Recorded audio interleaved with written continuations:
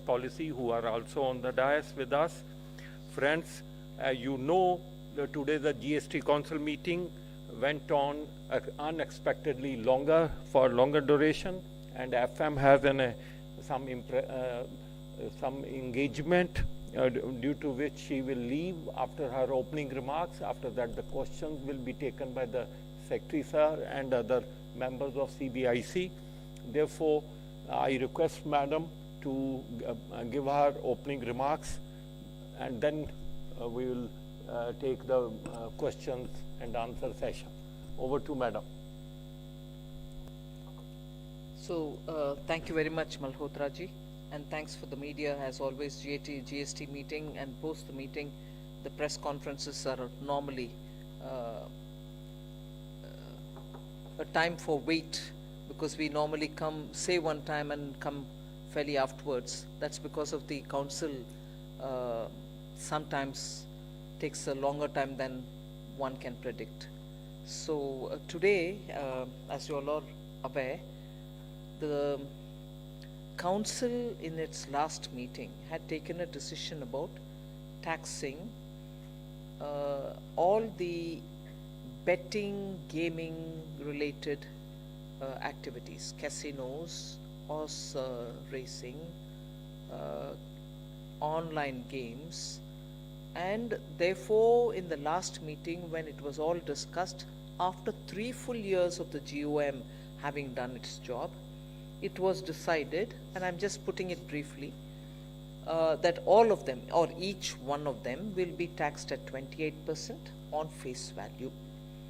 Now, this meeting's agenda was, having taken that decision, the enabling provisions and amendments that are to be done in the central GST law, post which the respective states will have to do their own, in such a way that sometime after a couple of months, we'll be able to implement the decision of the 50th GST Council.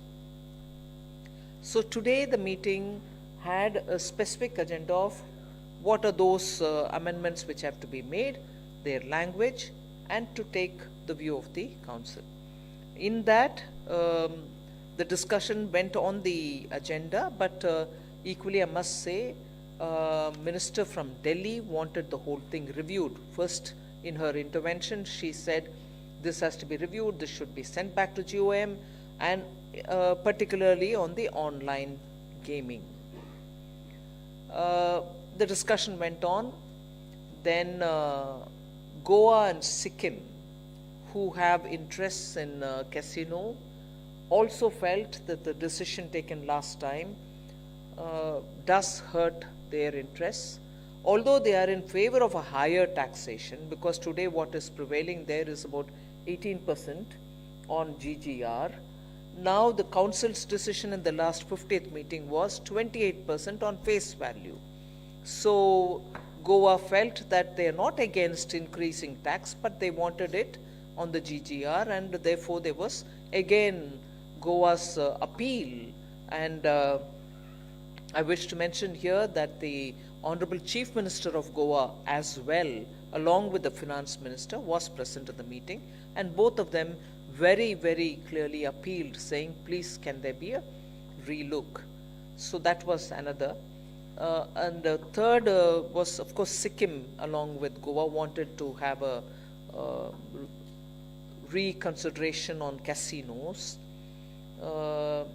Then Tamil Nadu minister wanted, because in Tamil Nadu online games are banned, they had an apprehension that if taxing at 28% is coming through, will it make what their ban has been, will it nullify it, will it undermine it, will it dilute it?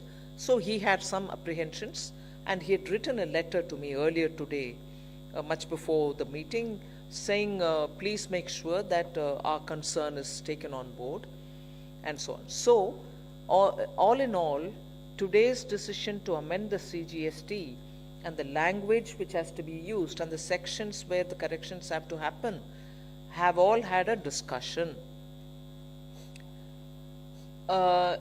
Even as I said about Delhi, Goa, Sikkim, and that one particular apprehension on online gaming which is banned in Tamil Nadu, there were other ministers who felt that we've already spent too much time discussing this.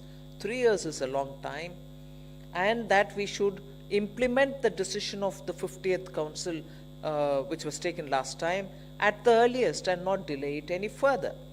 So, ministers belong to all very many state governments, Chhattisgarh, West Bengal, Karnataka, Bihar, Uttar Pradesh, Himachal, all of them felt the decision taken in the last council meeting for 28% at face value on each one of them should be implemented and implemented at the earliest. So I've named those states which I've mentioned, that Maharashtra, Gujarat also joined in this group of states which wanted this implemented in the very same way as the decision was taken in the 50th Council and implemented sooner. So the presentation went into the details of where the amendments will have to happen, what kind of amendments will have to happen, and it was also put to the House saying, when can we start implementing this? The reason why that had to be asked was because states have to pass their own legislation subsequent to the center. Some of the states in fact came out to say, we'll immediately, if in states where the sessions are going on, they said we'll do it now. Some of them said we'll bring an ordinance, but it has to be implemented. So the sum and substance is, of course, there was also this concern saying the decision is not unanimous. Goa, Delhi said decision is not unanimous. Both Revenue Secretary and I have reminded them that once earlier on a question of lottery, the decision was not unanimous. So yes, whilst the council's legacy has been on a positive consensus-based decision making, there are times once earlier and now where the decision is not consensus-based. So this time you have Delhi wanting online to go back to the group of ministers and therefore dissenting. Goa and Sikkim wanted a higher tax, yes, but on the GGR possibly, whilst the council had taken in the last meeting that it should be on face value. Only with respect to casinos, that is Goa and Sikkim. And therefore, the decision to amend the CGST had these dissenting voices: Delhi on online game, casino for Goa and Sikkim, and Tamil Nadu on online games having been banned. What are your changes going to affect us like? So they wanted a language to be put in saying where the ban has happened, obviously tax cannot be levied.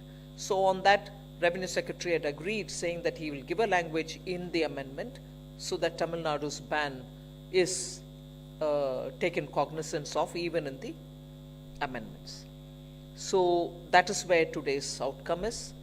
The Secretariat will work together. We'll get a amendment to the CGST taken up at the earliest, hopefully even in this session.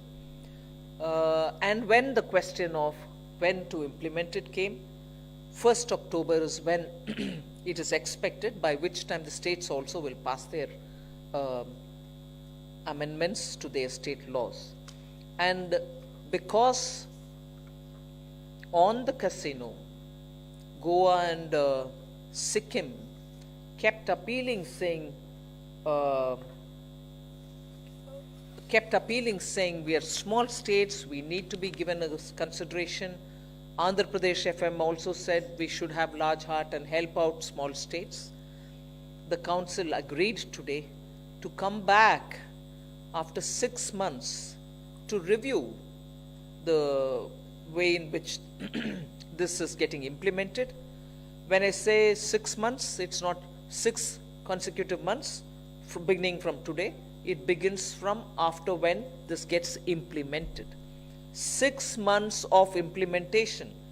hopefully will give us some inputs, and also we can share our experiences to see how it is going on.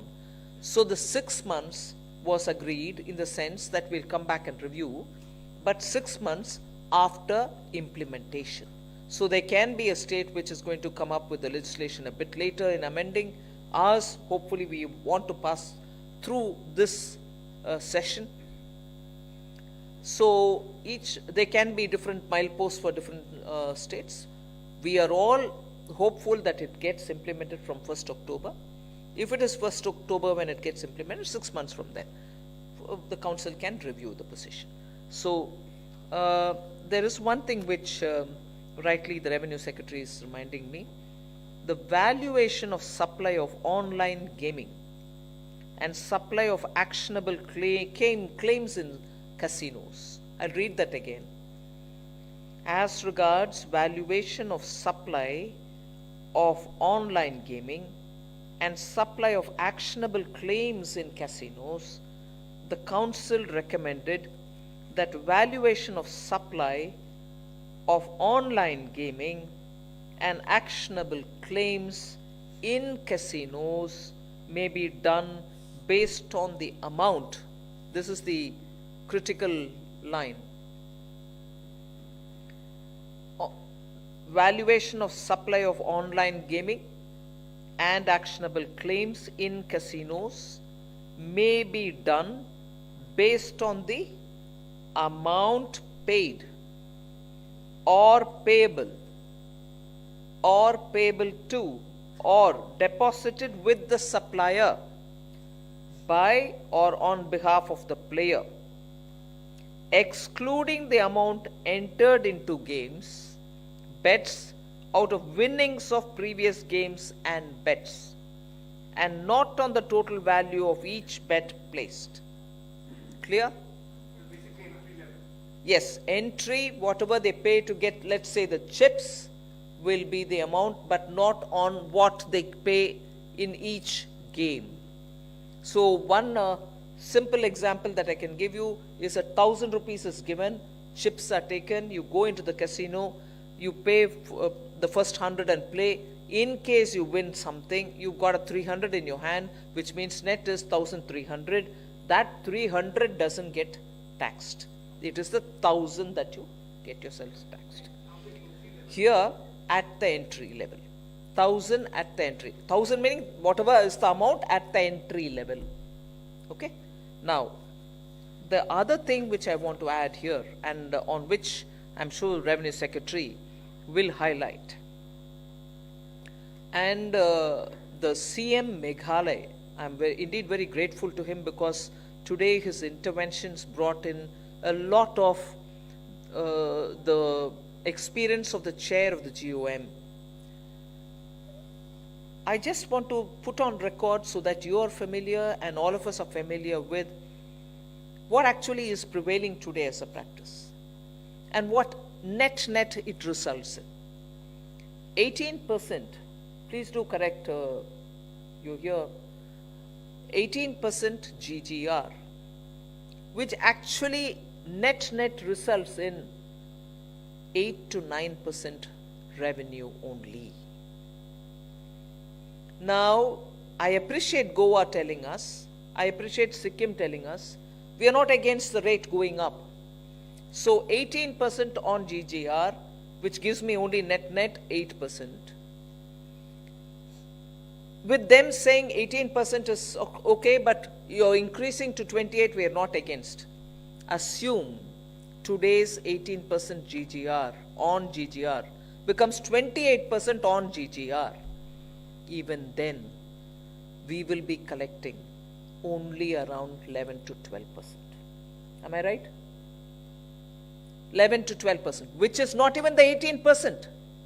And 11 to 12%, I'm sorry to say, and the current collection, I'm sorry to say, are even far lesser than the tax that we levy on some of the essential goods for households. This is gaming, you're wagering on it. So on the GGR, the current reality is this. Current reality is 18% GGR, and we are talking approximate numbers, 18% GGR results in net 7 to 8% only of revenue. People are saying, okay, we don't mind 18 going to 28, but let it be on GGR. 18% going to 28% GGR will still only give me 12% and not more. So your original 18% is still not realized. So simpler alternative is 28% on the face value.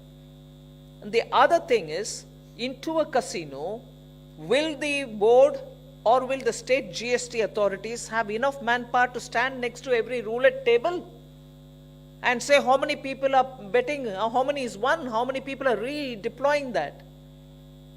There are practical difficulties also, and I'm talking about casino. So with all this in mind and the collective wisdom of the House, it was decided that we levy 28%, which is at the moment within the GST the highest rate, on face value. So that is the decision today.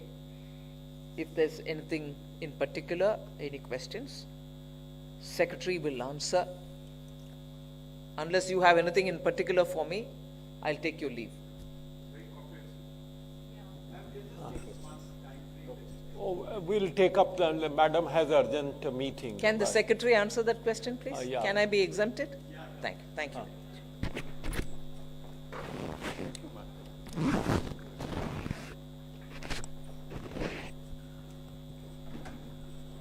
Now please, Anchal 110.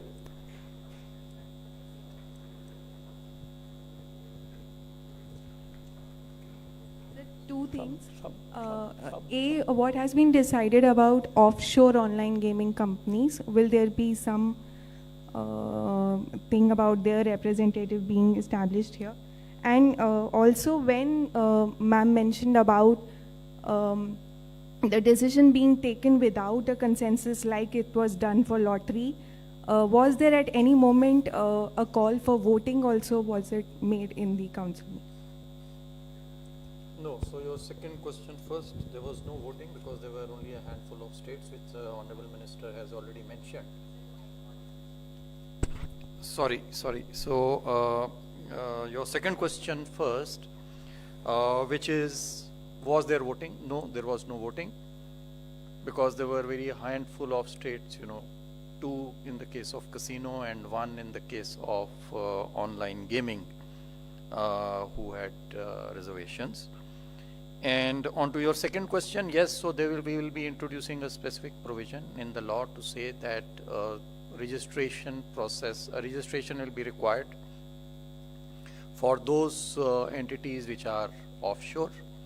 The registration will be a simple process.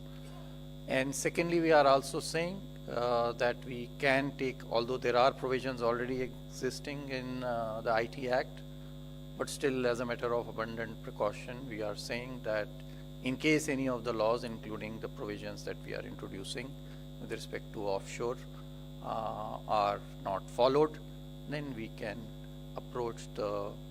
we can use the provisions of the IT Act to get those sites blocked.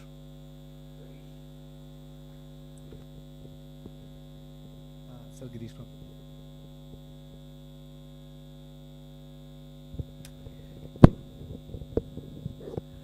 Hi, sir. Girish from Min. Sir, what would be the scope of the review after 6 months? And secondly, what will happen, in the case of gaming platforms which are currently paying at 18% on GGR? Will there be any tax demands which will come on a retrospective basis upon them, sir? See, what will be whatever has been decided today, or review is a constant process, but whatever has been decided today will be the subject matter of review. It was also clarified that this is actually an enabling provision that we are introducing in the Act. So a review will not necessitate again an amendment in any of the Acts. So if there is any review with respect to the valuation or with respect to the rate, which are the two major things, then they can be done with a simple notification or a change in the rules. So that is going to be the subject of the review. What was your second question? Sorry, you had another question, I think. No, so see, the amendments are actually, any amendment is prospective, it is not retrospective. But as mentioned even in the previous press conference and with the interaction with the media, this amendment is more of a clarification, because betting has always been included.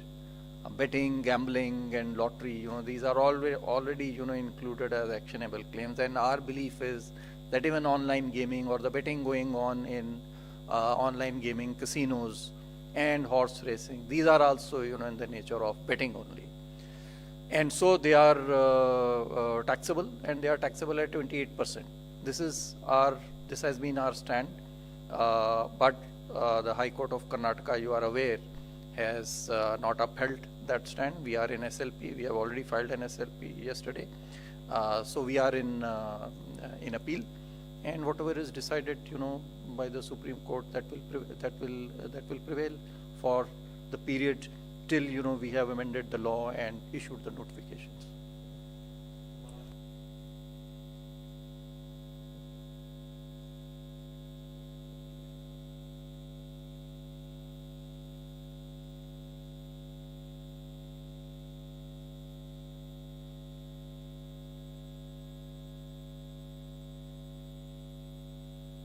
ये जो उन्होंने जो बताया है माननीय मंत्री जी ने, वो ये बताया है कि सबसे पहले तो हम इसको लॉ को हम अमेंड करेंगे, और चूंकि लॉ केवल भारत सरकार को या संसद को ही केवल सेंट्रल लॉ में नहीं अमेंड करना है, बल्कि संशोधन जो राज्यों के जो SGST एक्ट है उसमें भी होना है, तो उसके लिए 2 महीने का समय दिया गया है। प्रयास है कि 1 अक्टूबर से इसे लागू किया जाए। जब ये एक बार लागू हो जाएगा तो उसके 6 महीने के उपरांत में इस पूरे मुद्दे को पुनः से एक रिव्यू किया जाएगा। इसकी जो अनुभव है उसके अनुभव के बेसिस के ऊपर में अगर कोई रिव्यू की आवश्यकता होगी तो वो रिव्यू किया जाएगा। Yes. Hi, sir. So, sir, 2 questions. One very basic. So, what are the amendments which you will take to the Parliament? And 2 months' time, so obviously the option of an ordinance is also over, as Parliament will conclude sometime before mid-month.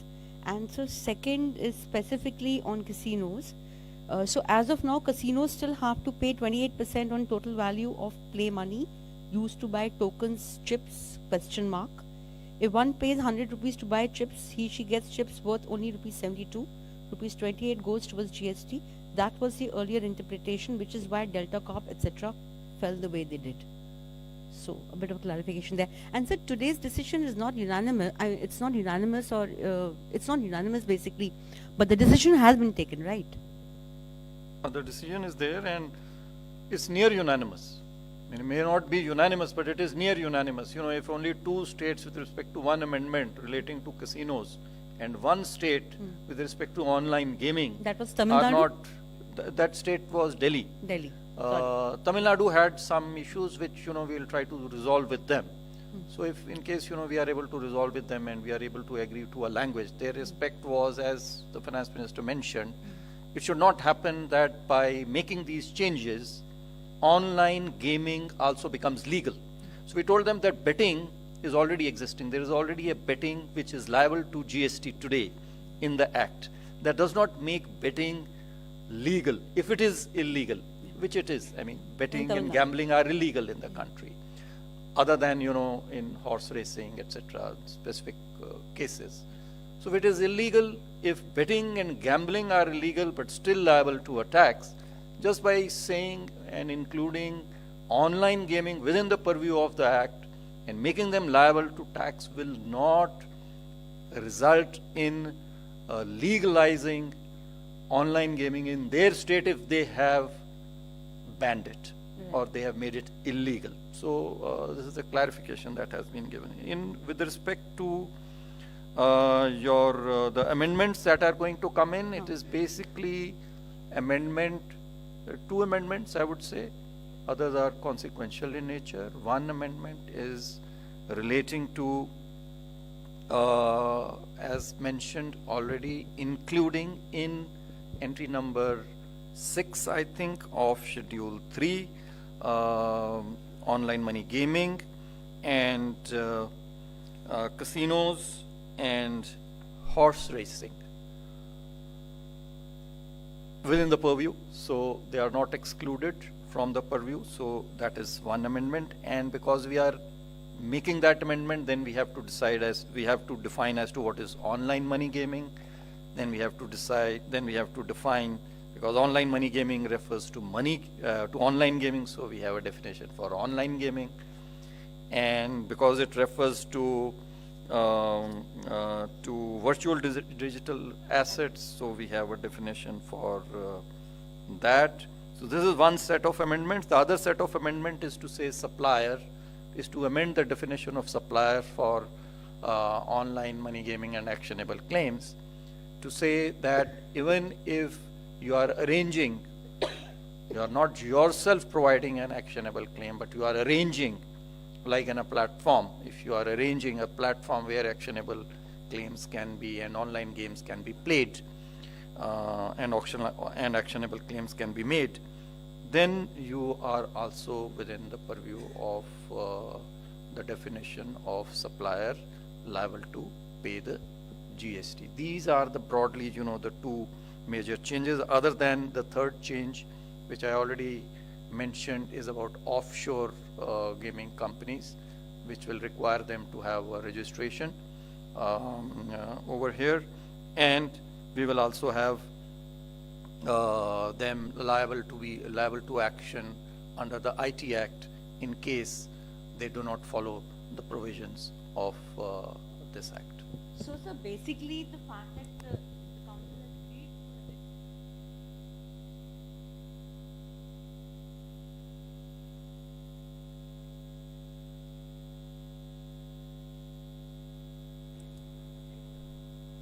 Yes.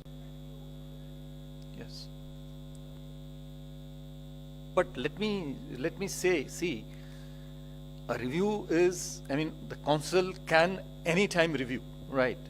That does not preclude, but this is an assurance to everyone that we will be reviewing after 6 months. Chair. Sir, when you said that every time the entry fee will be charged, that means whenever there is a fresh entry, that means if I bought 1,000 rupees, I have lost entire 1,000, I'm again going to buy 1,000 rupees, then I have to pay another 28% on that. Am I right, sir?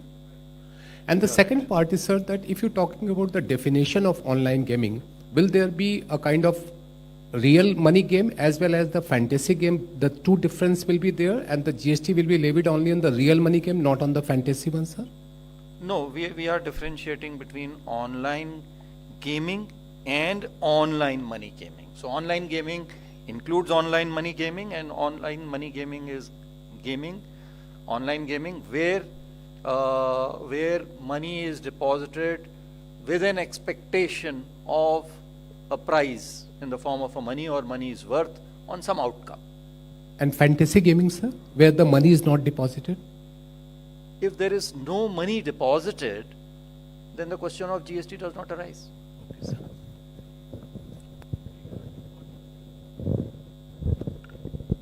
So Meghna Mittal from Money Control. Many a times in these online gaming, the winnings might be paid in virtual digital currency, or the payments also might be made in virtual digital currency. Any provision for that, to include that into the tax? Yeah, so I mentioned that the virtual digital assets, we'll be defining, virtual digital currency also. We'll be defining, I think, virtual digital assets, I think. And we are borrowing the definition from the Income Tax Act to include money paid even in that form, in the form of a virtual or a virtual digital currency. Even that will be liable to a tax. You are right. No, that is a different thing. If you are buying virtual digital assets, then that is liable perhaps to a tax. If you are buying virtual digital assets, but this is using virtual digital assets to buy, online money gaming or, casinos or anything. Sir, Janani from BQ Prime. One question in terms of online gaming. Was there any discussion on the determination of place of supply? Considering that online gaming is virtual, how would this work out? How would the place of supply be determined? Yes, so it's a good question. This was raised by Kerala. This was raised by some other states also. And so we have said that this will be clarified through rules or through a notification as may be required, because this is a larger question. This is not only with respect to online gaming, but this is with respect to even other services which can be provided online from one place, but the service is being delivered at maybe or being consumed at some other place. So because it's a larger question, that will be clarified separately. It does not need an amendment in the Act. Sir, what is the compliance level of the overseas gaming platforms in India? And the blocking of the platforms who don't comply will be through only Information Technology Act, or any other act will also be used? No, it will be the Information Technology Act only that we will use to block the sites. Sir, while deciding online money gaming, will there be any distinction between game of skill and game of chance? No, there is no distinction. This was the conscious decision of the GST Council in the last meeting, and the definitions and the provisions have been made accordingly. Hi sir, this is Sumit Chaturvedi, ET Now. So regarding these online gaming platform which are based overseas, many times they are not traceable, or they keep on changing their IP addresses or keep on changing their other addresses. So how in that case, how the problem will be solved? We are setting up in our DG GST Intelligence Office a cell which will be monitoring and which will be alert to all these websites, portals, not only pertaining to online gaming, but if there are other online services, digital services being provided without tax being paid, then we will on a regular basis we'll be monitoring them and we will be taking action under the IT Act. Hello sir, Surabhi from Business Today. Sir, just wanted to understand how much additional revenue would be raised from this tax for the rest of the fiscal. And secondly, sir, if it's a if the review will be done 6 months after the implementation, so is it likely that it may get pushed back because we might be in the middle of general elections next year? Just thank you. No, see, these are all questions which we will know once, the answers to which we will know once we are able to implement them as to what happens. So let's wait and watch. Let's wait and watch.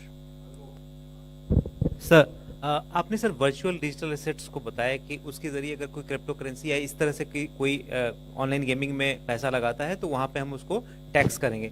Sir, इसके लिए क्या जो आपने IT act कहा, income tax act का reference किया sir? आपके income tax act में जो वर्चुअल डिजिटल एसेट्स का डेफिनेशन है उसके तहत जिस तरह से टीडीएस कटता है उसी हिसाब से इसको करेंगे, तो क्या इसको सीजीएसटी एक्ट में भी कोई ऐसा चेंज करेंगे जिसमें कि वर्चुअल डिजिटल एसेट्स, थोड़ा सा ये वाला पार्ट थोड़ा समझाइए सर। ये जो है हमने यहाँ पे जो चेंज किया है ये किया है कि यदि आप पैसा लेकर के अगर आप चिप्स लेते हो या ऑनलाइन गेम्स खरीदते हो या चिप्स लेते हो कैसीनो में, तो वो जो है आपका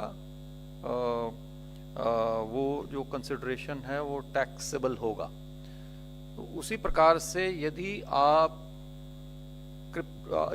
आप वर्चुअल डिजिटल करेंसी के रूप में के माध्यम से वर्चुअल डिजिटल करेंसी या एसेट के माध्यम से यदि आप कोई ऑनलाइन गेम खरीदते हो और उसकी पेमेंट करते हो, यदि वो वेबसाइट उसको रिकॉग्नाइज करती है और उसको पेमेंट के स्वरूप में लेती है, तो वो भी एक कैश के रूप में, रुपए के रूप में मानी जाएगी और वो भी टैक्स की वो भी एक्शनेबल क्लेम या ऑनलाइन गेमिंग की वैल्यू में सम्मिलित होगी।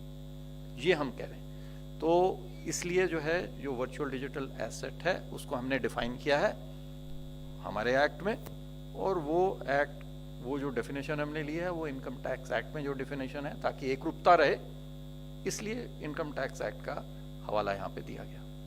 Thank you, sir. Thank you, friends.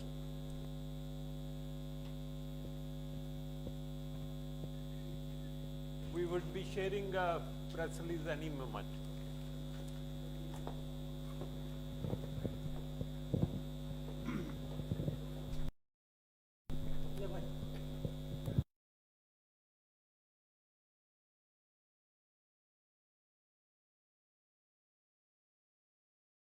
हर व्यक्ति अपने आप में एक योगी बन सकता है अपने कर्मों से। मैं भी भूखा ना रहूं, साधु ना भूखा जाए।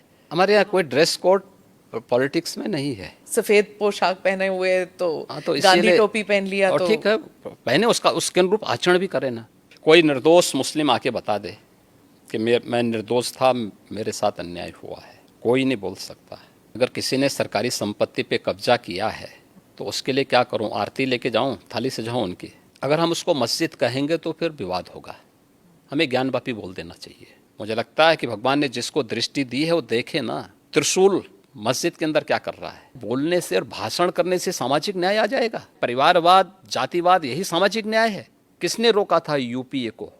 किसने रोका था यूपी में समाजवादी पार्टी को? किसने रोका था वेस्ट बंगाल में इतने दिनों से टीएमसी की गवर्नमेंट है? किसने रोका है वहां पे?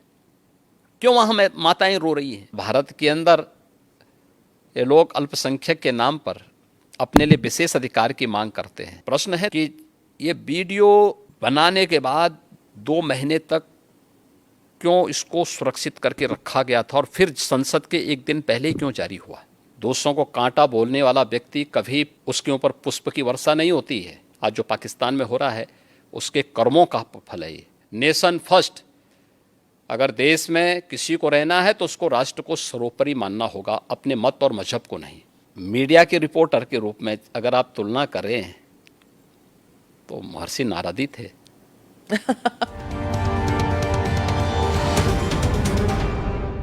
Namaste, Jai Hind. Welcome to another edition of ANI podcast with Smita Prakash. This episode is being filmed in the city of Lucknow, which is the capital of the state of Uttar Pradesh. Before I introduce my guest, I am going to give you a quote from a bestseller book, The Monk Who Sold His Ferrari. According to this book, the secret to happiness is very simple. Find out what you love doing and then direct your energies towards that. My guest today did exactly that. He's a monk who found a purpose beyond divine pursuit. Yogi Adityanath is the 2-time Chief Minister of Uttar Pradesh, the state whose population is more than that of France, Germany and UK combined. With a population of 230 million, making up 17% of India's population, UP would be the world's 6th largest country by population if it were a real country. A state that was considered one of the most backward in India for over 100 years. A state that sent indentured labourers to British colonies when India was under colonial rule. Yet, it's also the state from where independent India got 9 of her prime ministers. Yogi Adityanath, the 2-term Chief Minister of the state, is a monk who wears his Hindu identity with pride. He's been pilloried for being majoritarian and riding roughshod with Muslims who constitute 19% of the population of Uttar Pradesh. For those viewers not familiar with Yogi Adityanath's political beginnings, Yogi ji ने 1996 में महंत अवैधनाथ के लिए चुनाव प्रचार शुरू किया। 1998 में महंत अवैधनाथ ने सक्रिय राजनीति से संन्यास लिया और अगले लोकसभा चुनाव के लिए उन्होंने योगी आदित्यनाथ को अपना उत्तराधिकारी और उम्मीदवार घोषित किया। और फिर 1998 में योगी आदित्यनाथ 26 वर्ष की आयु में गोरखपुर निर्वाचन क्षेत्र से सबसे कम उम्र वाले लोकसभा सदस्य बने। Today's conversation with Yogi Adityanath is going to be something which has never been seen before. That much I can promise you. प्रणाम योगी जी, ANI पॉडकास्ट में आने के लिए धन्यवाद। आपके राजनीतिक जीवन के बारे में मैं पॉडकास्ट के दूसरे हिस्से में बात करूंगी। पहले मैं जानना चाहूंगी कि आप धर्म योगी कब, कैसे, क्यों बने? क्योंकि इतनी छोटे से उम्र में आप में ये त्याग की भावना क्यों जागी? आप साइंस के स्टूडेंट थे, तो साइंस और धर्म ये कैसे मिलाप हुआ? देखिए, सबसे पहले हम लोगों को धर्म समझना पड़ेगा। भारत की परंपरा को अगर हम जानना चाहेंगे तो भारत ने केवल उपासना विधि को धर्म नहीं माना है, कर्तव्य और सदाचार को धर्म को का एक रूप माना है और धर्म को उससे जोड़ करके देखा है। धर्म एक व्यवस्था है, एक वे ऑफ लाइफ है, जिसको आप एक जीवन पद्धति कह सकते हैं। वो जीने की एक कला है। विज्ञान उसके उन्नयन का एक माध्यम है। अध्यात्म उसकी चरम स्थिति, यानी साइंस उसका एक बहुत छोटा सा पार्ट है। हम जब भौतिक दृष्टि से देखते हैं तो साइंस का एक अन्वेषण होता है, एक एक्सपेरिमेंट हो जाता है। लेकिन जब चेतना का विस्तार हम करेंगे तो चेतना का वह विस्तार अध्यात्म की एक नई ऊंचाइयों तक पहुंचाएगा, जहां पे व्यक्ति किसी कार्य का केवल सृष्टा ही नहीं बनेगा बल्कि उसका दृष्टा भी बन सकता है। और यही वैदिक ऋषियों ने किया था जी। इसलिए स्वाभाविक रूप से एक सीमित क्षेत्र और एक सीमित भूमिका के साथ आगे जाने के बजाय उसमें स्वयं प्रवेश करके देखो क्या है, तो बहुत कुछ देखने को मिल रहा है। तो उन चीज़ों को लेकर के इसलिए मैंने अध्यात्म का सहारा लिया और उससे आगे बढ़ करके फिर उस अन्वेषण की यात्रा हमारी लगी हुई। एक साइंस के स्टूडेंट के साथ साथ एक योगी के रूप में उस दिशा में आगे कार्य कर रहे हैं। नाथ समुदाय के बारे में कुछ बताइए हमें कि उसमें ऐसी क्या बातचीत थी कि जो आप इतनी कम आयु में आप जुड़ गए उस समुदाय से? देखिए, नाथ संप्रदाय भारत का प्राचीनतम संप्रदायों में से एक है। यह भारत की एक उस विशिष्ट साधना पद्धति का प्रतिनिधित्व करता है जो वास्तव में व्यवहारिकता को लिए हुए है और व्यवहारिक दृष्टि है। यद्यपि सभी संप्रदायों की अपने अपने दर्शन हैं, अपने अपने मंत्र हैं, अपने अपनी पद्धतियां हैं, सब में श्रेष्ठता है और उसमें मुझे जो उचित लगा मैंने उस समय वो किया। और उस समय के जो सर्वश्रेष्ठ संतों की परंपरा थी, महंत अवेद्यनाथ जी महाराज को मैंने अपने पूज्य गुरुदेव के रूप में चयन करके मैंने उनसे दीक्षा ली।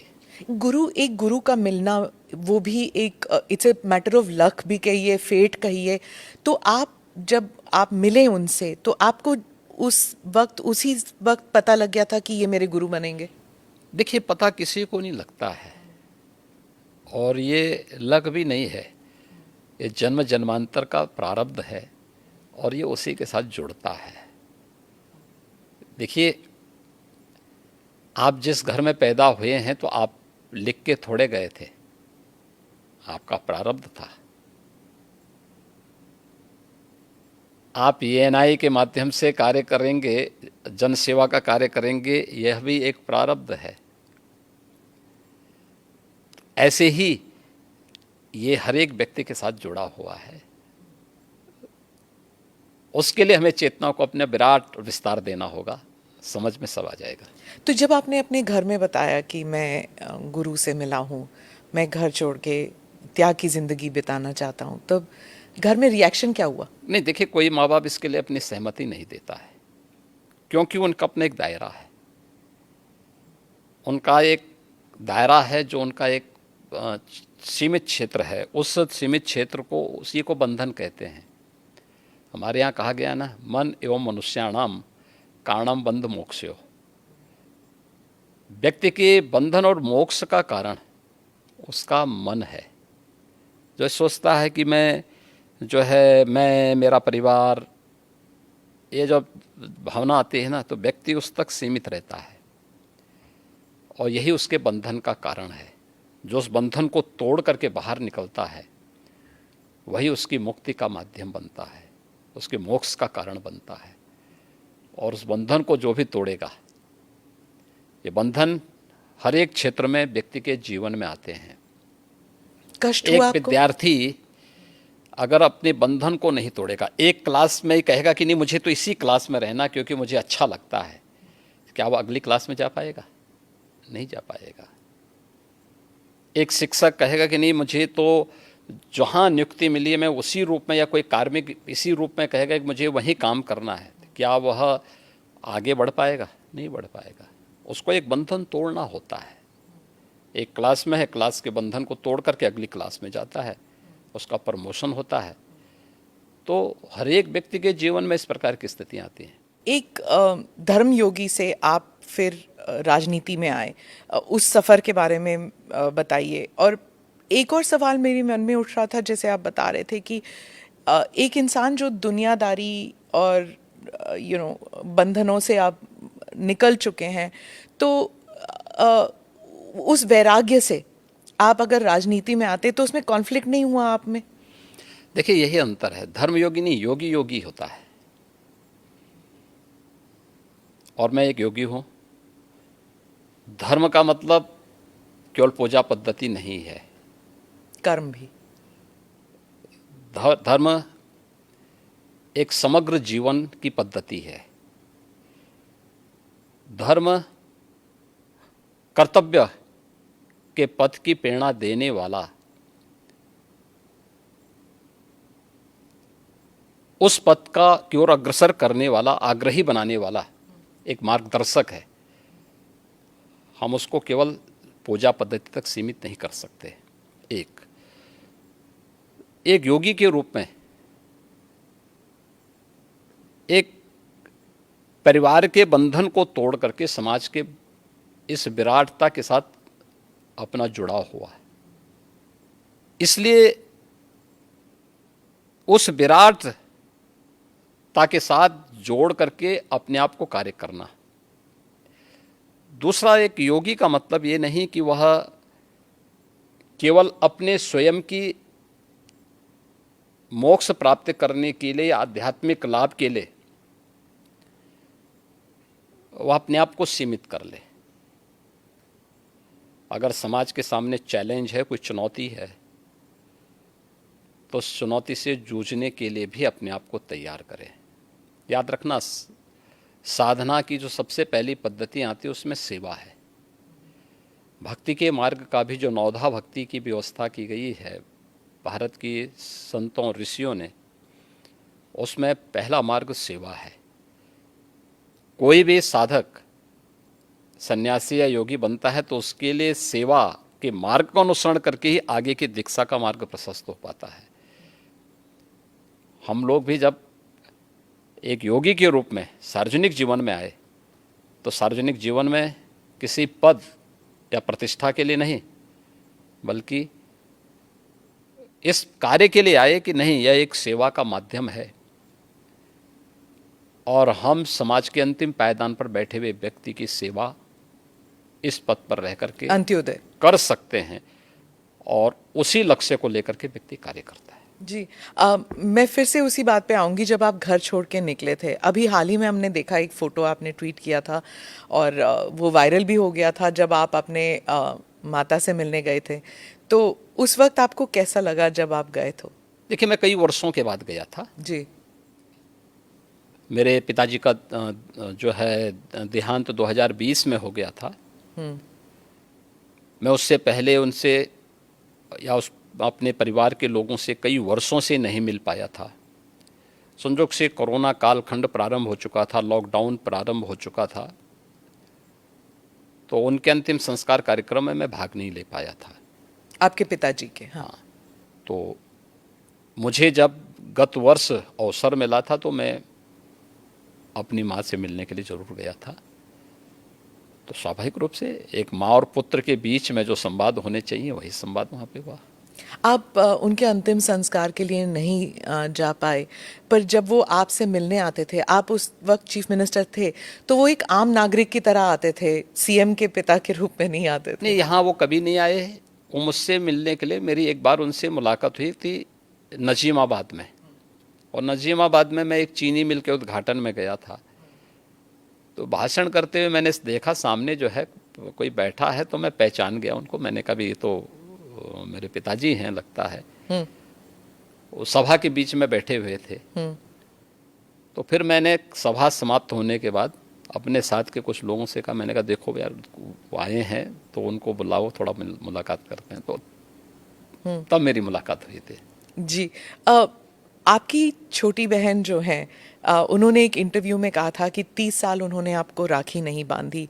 2022 में एक इंटरव्यू में उन्होंने कहा कि कई वर्ष पहले जब उन्हें पता लगा कि आप घर छोड़ के आप योगी बनने के लिए निकले हैं, तो उन्होंने कहा कि वो भिक्षा मांगने वाले संतों में आपको ढूंढ रही थी और मिले नहीं आप उन्हें। बहुत मुश्किल हुआ होगा ना उन्हें? देखिए, इस सब के जीवन में आता है, लेकिन मुझे लगता है कि इन चीज़ों को हमें जो है केवल अपने स्वयं के स्मरण के लिए रखना चाहिए, और स्वाभाविक रूप से सबके जीवन में आता है। कई वर्षों के बाद जो है इस चीज़ें चलती रहती हैं। मुझे लगता है यही जीवन है।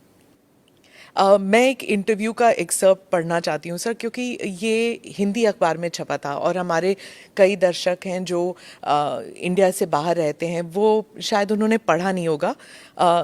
ये पढ़ के मुझे बहुत कठिन लगा जब मैंने पढ़ा, तो कि कैसे महसूस कर रही होंगी वो। मैं पढ़ के सुनाती हूँ।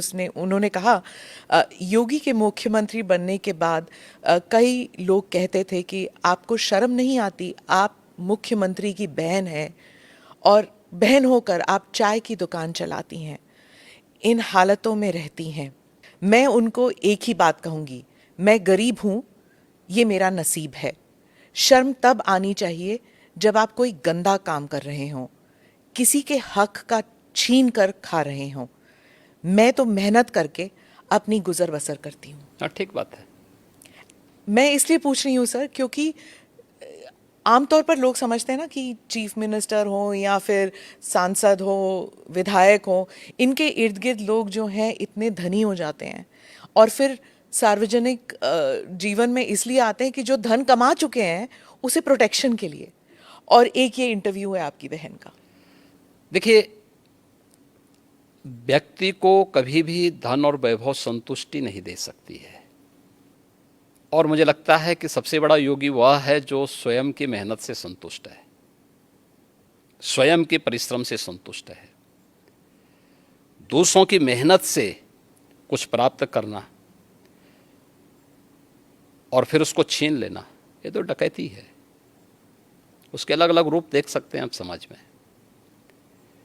और मुझे लगता है सबसे निंदनीय कर्म यही है। और यही अंतर है एक योगी और एक सांसारिक मनुष्य में। एक सांसारिक मनुष्य के बारे में शास्त्रों में कुछ बातें कही गई हैं कि वह त्रुटियां अवश्य करेगा, हमेशा भ्रमित होगा। तीसरा, वह हमेशा उसके मन में दूसरों को धोखा देने की प्रवृत्ति होगी। और चौथी बात उनके लिए जो कही गई है, वह कही गई है कि वह अपनी सीमित दृष्टि से भविष्य का अनुमान नहीं लगा पाएगा। इसलिए जो है सारा द्वंद्व तो इसी सब का है। पर आपकी तो ट्रेनिंग हुई होगी ना, गुरुजी ने आपको सिखाया होगा। मैं क्या कह रहा हूँ ना, लेकिन हम लोग उनका तो कुछ नहीं ना, आपके परिवार का। इसलिए मैं क्या कह रहा हूँ ना, हर व्यक्ति अपने आप में एक योगी बन सकता है, एक योगी बनने की सामर्थ्य ले सकता है। अपनी मेहनत से, अपने कर्मों से हम जो कुछ अर्जित करें, मैं भी भूखा ना रहूं, साधु ना भूखा जाए, अगर ये भाव हर व्यक्ति के अंदर आ जाए तो फिर यह समग्रता सबकी संतुष्टि का कारण बन सकता है, सारे विवादों का समाधान कर सकता है। जब आप पीठाधीश बने, आपके भारत में और भारत से बाहर भी इतने अनुयायी हैं, तो उस वक्त आपको क्या ऐसा किसी ने कहा कि आप पीठाधीश होके भी तो सार्वजनिक कार्य कर सकते हैं, राजनीति में क्यों उतर रहे हैं? ये कोई बंधन थोड़ा है, ये कोई बंधन किसी के लिए नहीं है। हम मनुष्य पहले हैं, उसके बाद योगी हैं या सन्यासी है। और मैंने आपको बताया ना कि एक योगी के रूप में समाज के प्रति जो मेरे कर्तव्य हैं, उन कर्तव्यों का निर्वहन करूं मैं, सेवा को धर्म को मैं सेवा का माध्यम बनाऊं, इससे बड़ी बात और क्या हो सकती है। और हम वही कर रहे हैं। तो एक सन्यासी का कर्तव्य क्या होता है? क्या वही जो कर्म कर रहा है अपना, ये चाहे पत्रकार हो या फिर राजनीतिक? हाँ, हर व्यक्ति कर सकता है, हर व्यक्ति कर सकता है। आप मुझे एक बात बताइए कि सबसे बड़े जो है मीडिया के रिपोर्टर के रूप में अगर आप तुलना करें तो महर्षि नारदी थे। अब मुझे हैं थे कि नहीं थे? नारद जी रिपोर्टर, चलिए सबसे बड़े रिपोर्टर तो ये थे कि वो हर लोक की सूचना इस लोक की सूचना दूसरे लोगों तक पहुंचा देते थे। वो क्या थे? वो एक सन्यासी तो थे। और मैं एक बात बताऊं कि सन्यासी ने किस कालखंड में अलग अलग क्षेत्रों में प्रवेश करके कार्य नहीं किया हो। मैंने तो पत्रकारिता का उदाहरण आपके सामने दे दिया है, और भी उदाहरण हैं, बहुत सारे ऐसे उदाहरण हैं। तो अब इसको आप कैसे कह सकते हैं, कैसे कह सकते हैं कि नहीं हुए? धर्म के बारे में आप कह रहे थे कि it's a way of life, सिर्फ पूजा पाठ के साथ ना जोड़ा जाए, उसे अलग भी देखना चाहिए। एक बार आपने कहा था, लेकिन आपके साथ जैसे आपकी जो वेशभूषा है, इसलिए क्या लोगों ने आपको ये नहीं कहा कि अब आप सन्यासी की वेशभूषा जो है वो अलग कर दीजिए, अब आप राजनीति में जा रहे हैं, संसद में जा रहे हैं? हमारे यहाँ कोई ड्रेस कोड पॉलिटिक्स में नहीं है। ड्रेस कोड इसमें नहीं होता था ना, सफेद पोशाक पहने हुए तो गांधी टोपी पहन लिया, और तो ठीक है, पहने, उसके अनुरूप आचरण भी करें ना। देखिए, यह वेशभूषा हमारी इसलिए है, लोगों की दृष्टि में हमेशा बने रहें और लोग हमारे विचलन पे उंगली भी उठा सकें और विपरीत परिस्थितियों में साथ में खड़े भी हो सकें। और इसीलिए इस प्रकार की वेशभूषा को एक चैलेंज के रूप में स्वीकार किया जाता है हमेशा। कैसे? एक दृष्टि भी देती है और साथ साथ व्यक्ति को पतन के गर्त से बचाने के लिए भी उसे हमेशा सचेत भी करती है। और इस दृष्टि से हम लोग हमेशा उसके प्रति कैसे मैं चैलेंज समझी नहीं कि कैसे चैलेंज इसलिए है क्योंकि जो व्यक्ति इससे पहले जो आपने नेता की परिभाषा की है, उस वेशभूषा में रहते थे, उनके कर्मों को भी दुनिया जानती है। दुनिया ने उस सब कुछ देखा है, अपनी आंखों से देखा है। और हमारे सामने भी चैलेंज है कि हमें अपने आप को परफॉर्म करके साबित करना है, जिससे हमारी पार्टी को, हमारे नेतृत्व को और हमारे इस बाना को भी कटघरे में न खड़ा होना पड़े। पर जब आप भगवा वस्त्र धारण करके आप संसद में जाते हैं और उसके बाद आप चीफ मिनिस्टर बनते हैं, तो एक ग्रुप है जो समझता है कि ये बहुत ही राइट विंग है, ये बहुत ही हिंदुत्ववादी हैं और हर चीज़ को भगवा कर दिया, तो फिर मतलब it's only for Hindus, he is a chief minister only for Hindus. ये इंटरनेशनली भी लिखा जाता है, अखबारों में ऑपेड एडिट्स आते हैं कि ये बहुत ही एक्सट्रीम राइट विंग है, एक्सट्रीम हिंदुत्ववादी हैं। उनके कपड़ों से ही पता लग रहा है कि हर चीज़ भगवा है।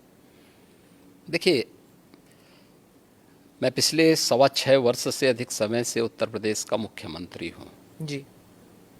हमारी पार्टी और हमारे नेतृत्व ने मुझे 2017 में, मार्च 2017 में दायित्व दिया था। और 2017 से उत्तर प्रदेश में कोई दंगा तो नहीं हुआ। मुझे एक बात बताइए, दंगा होता था तो केवल हिंदू मरता था क्या? केवल हिंदू की संपत्ति चलती थी? अगर दंगा होता था, अगर हिंदू मरता था तो मुस्लिम भी मरते थे। हिंदू व्यापारी की संपत्ति जलती थी तो उसके सटे हुए मुस्लिम व्यापारी की संपत्ति भी जलती थी। अगर गुंडे किसी हिंदू बेटी के लिए खतरा थे तो मुस्लिम बेटी के लिए भी उतना ही खतरा थे।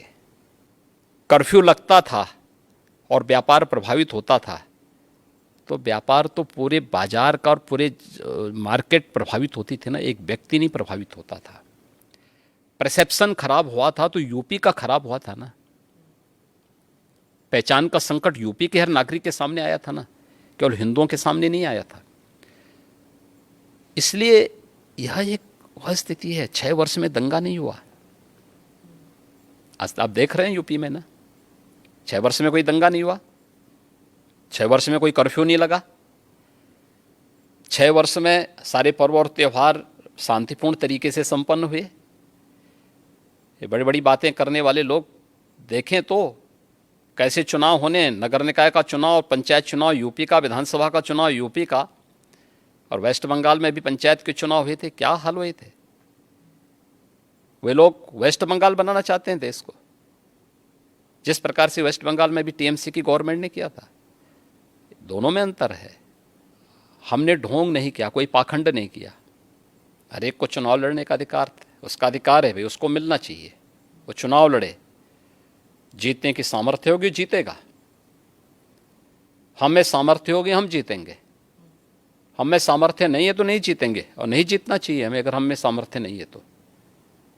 लेकिन अगर कोई व्यक्ति विरोधी ही क्यों ना हो, अगर उसमें सामर्थ्य है, योग्यता है, उसको जीतना चाहिए। ये उसका लोकतांत्रिक अधिकार है। कैसे हम उससे उसे वंचित कर सकते हैं। लेकिन कुछ लोग सत्ता में आकर के जबरन पूरी व्यवस्था को कैद कर देना चाहते हैं, और जो वेस्ट बंगाल में हमको देखने को मिला सबको, कैसे वहां विरोधी कार्यकर्ता दलों के कार्यकर्ताओं को मारा गया।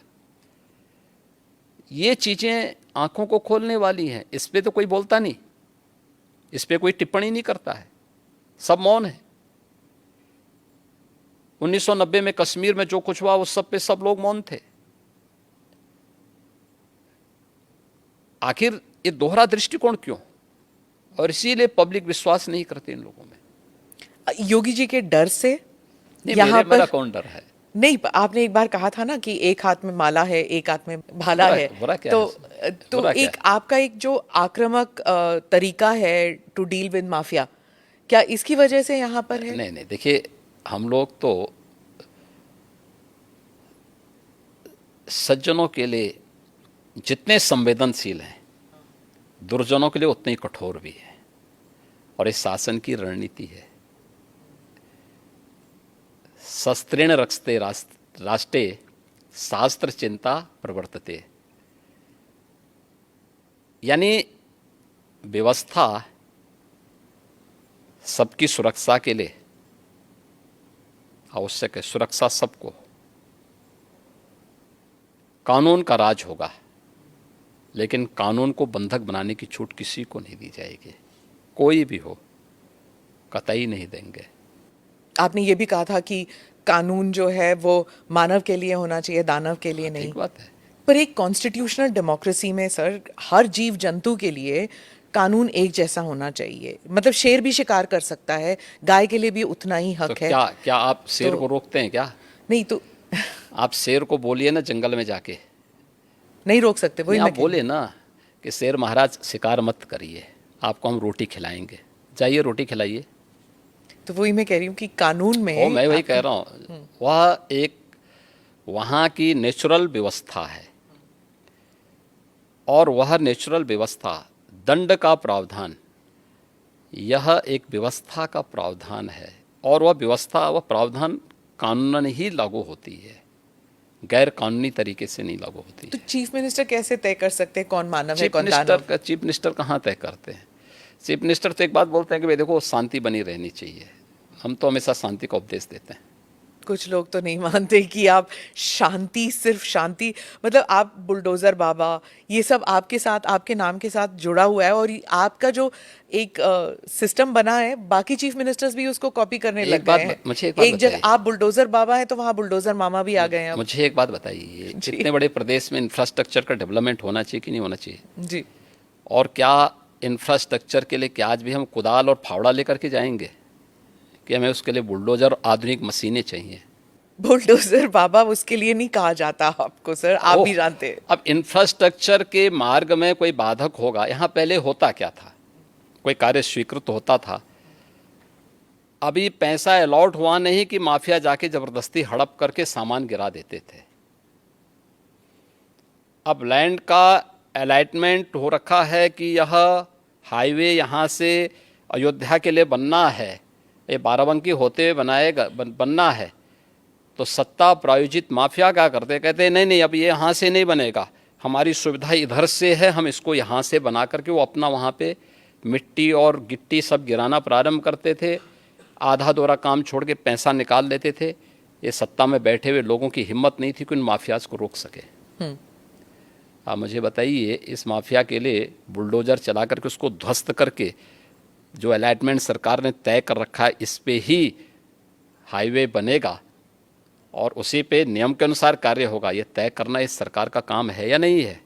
यही सरकार का कार्य है और सरकार यही कर रही है।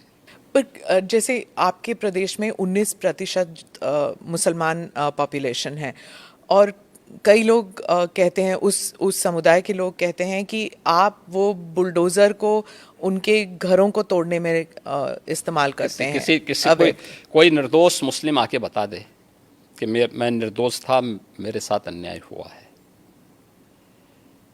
कोई बता दे, कोई नहीं बोल सकता। और फिर न्यायपालिका तो सबके लिए खुली है ना। पर जैसे अगर किसी ने कानून तोड़ा है, जैसे ये माफिया के लोग हैं, पर उनका घर तोड़ना क्यों जरूरी पड़ गया?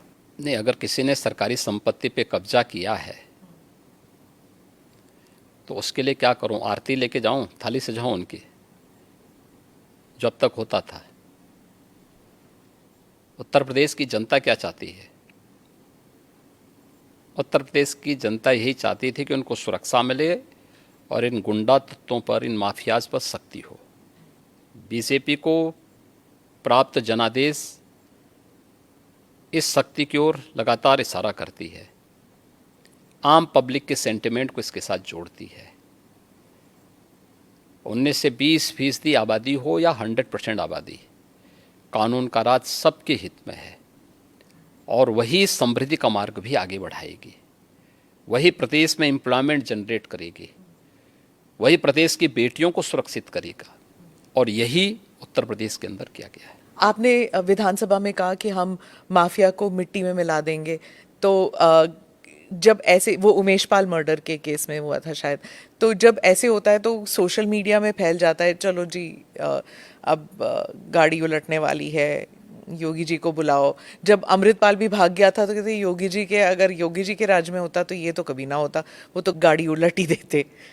देखिए, कानून का राज हर हाल में होना चाहिए और सुरक्षा की गारंटी हर व्यक्ति को मिलनी चाहिए। सरेआम एक अधिवक्ता की कोई हत्या कर दे, ये स्वीकार्य नहीं हो सकता है। और जो लोग इन माफियाज को संरक्षण करते थे तो उनको विधानसभा में यही संदेश दिया गया था कि माफिया को बहुत संरक्षण दे हो, ये माफिया मिट्टी में मिल जाएंगे, चिंता मत करो। आप रिग्रेट नहीं करते हैं ये आपने जो कहा? नहीं, काहे, किस बात के लिए? कुछ भी गलत नहीं था। यही तो आपका जो ये आक्रामक एक स्टाइल है, उस स्टाइल को बहुत से लोग कॉपी करने लग गए हैं, या उस स्टाइल को लेकर एक योगी स्टाइल बन गया है कि देखिए, हाँ, कोई स्टाइल नहीं है। देखिए हम लोग, आप मना ही करें, हम लोग तो एक सामान्य उसके तहत काम करते हैं। देखिए, जो समाज के अनुकूल है, एक सामान्य नागरिक के अनुकूल है, प्रदेश के अनुकूल है, हम वही करेंगे। विधानसभा में आपके और अखिलेश जी के बीच में जैसे जब स्पीचेस चलती हैं, आप कुछ कह देते हैं, फिर वो वापस कुछ कहते हैं, फिर आक्रमण, आप जैसे कोई इंडिया पाकिस्तान मैच चल रहा हो वैसे चलता है आपका। नहीं, देखिए, कोई इंडिया पाकिस्तान नहीं है, ये हिंदुस्तान है। ये पाकिस्तान तो दलिद्रता की नई पराकाष्ठा को प्राप्त कर रहा है और उत्तर प्रदेश देश का सबसे समृद्ध राज्य है। उत्तर प्रदेश प्रकृति और परमात्मा का प्रदेश है, इतनी फर्टाइल लैंड हमारे पास है, किसान यहाँ पर समृद्ध है, समृद्धि की ओर अग्रसर हो रहा है, इसलिए उत्तर प्रदेश के किसी भी पक्ष को, चाहे वह सत्ता पक्ष हो या विपक्ष हो, पाकिस्तान से उसकी तुलना नहीं होनी चाहिए। इंडिया के बारे में आप क्या कहते हैं? INDIA जो विपक्ष का देखिए, बना है। वह इंडिया नहीं बोलना चाहिए। I.N.D.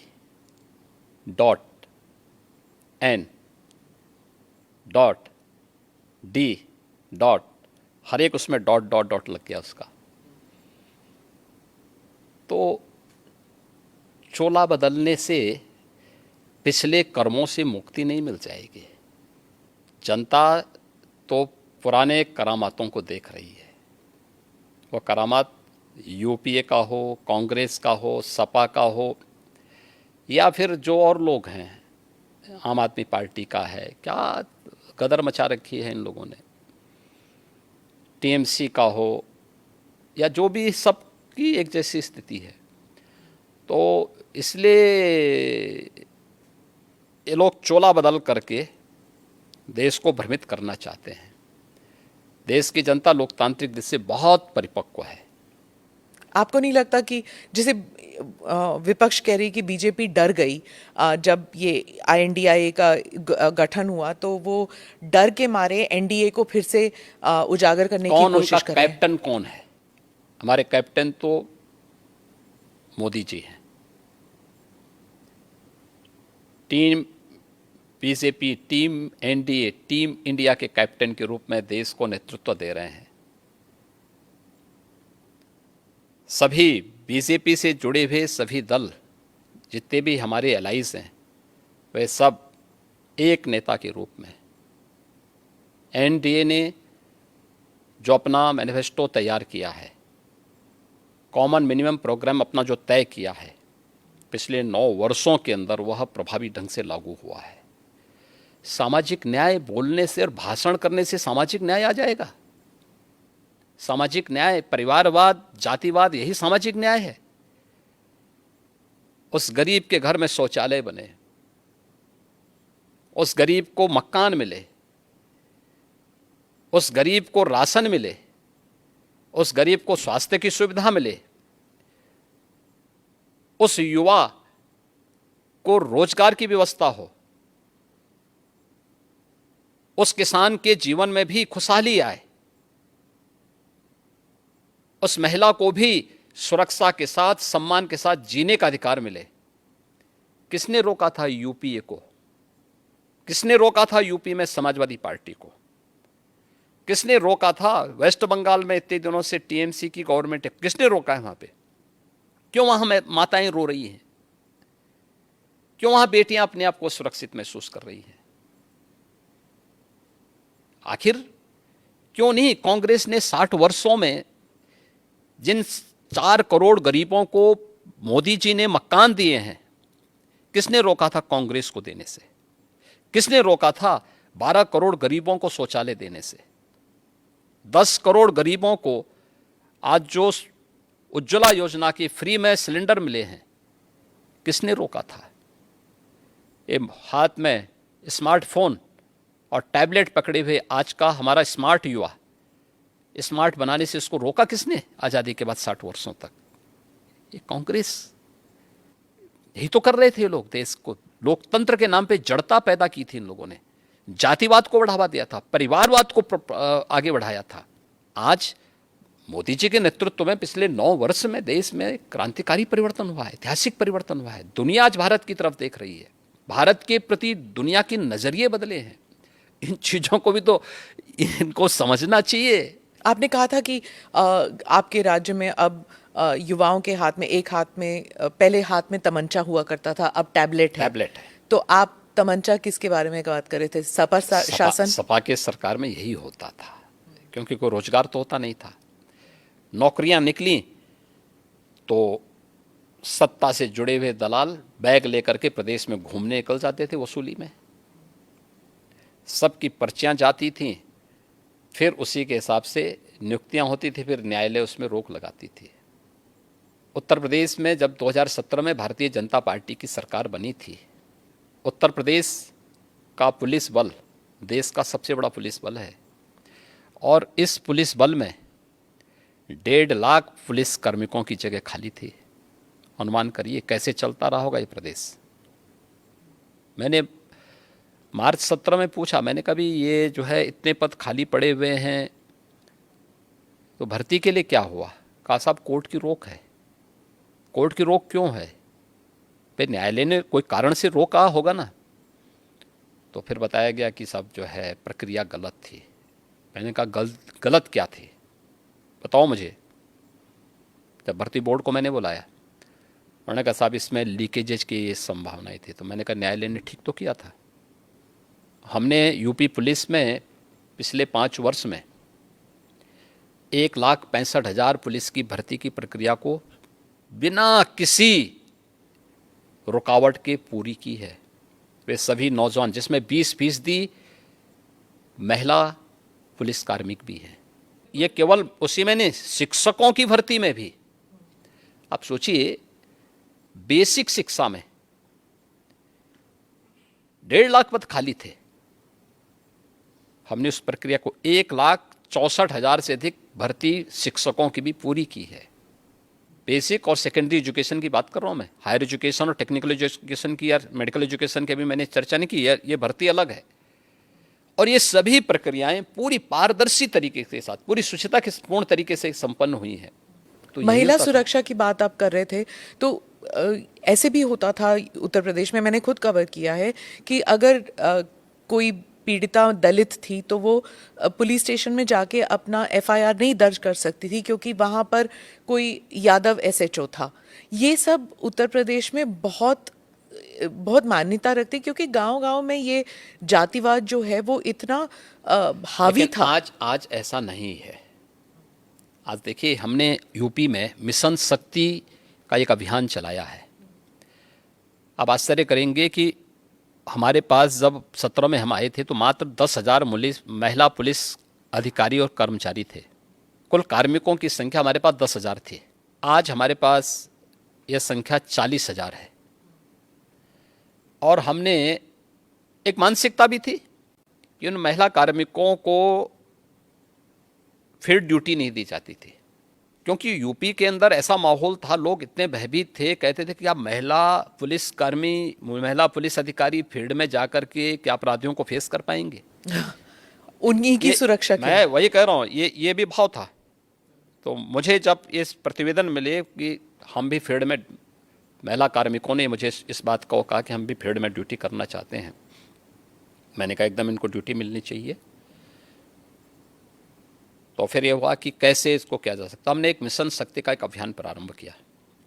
ये अभियान चल रहा है और इसमें सफलतापूर्वक चल रहा है, जिसमें मैंने हर महिला कांस्टेबल को महिला बीट अधिकारी के रूप में नामित किया है। और उनकी जिम्मेदारी है 57,000 से अधिक ग्राम पंचायतें यूपी में इस समय, लगभग 58,000 हैं, कुछ नगर निकाय में आए हैं, 57,700 के ऊपर अभी भी हमारे पास ग्राम पंचायतें हैं। वे सप्ताह में एक दिन ग्राम पंचायत में जाकर के गांव की सभी महिलाओं के साथ महिला सुरक्षा पे चर्चा करेंगे। आंतरिक या बाह्य कहीं सुरक्षा में कोई सेंध लगाने वाला है तो महिला कांस्टेबल को बताएंगे। और उन सबको पिंक स्कूटर हमने उपलब्ध करवाए हैं महिला कार्मिक, जो कुछ को करा दिया गया, कुछ को कराया जा रहा है। ऐसे शहरी क्षेत्र में भी। और ये हर सप्ताह उनकी जिम्मेदारी है जाकर के देखना।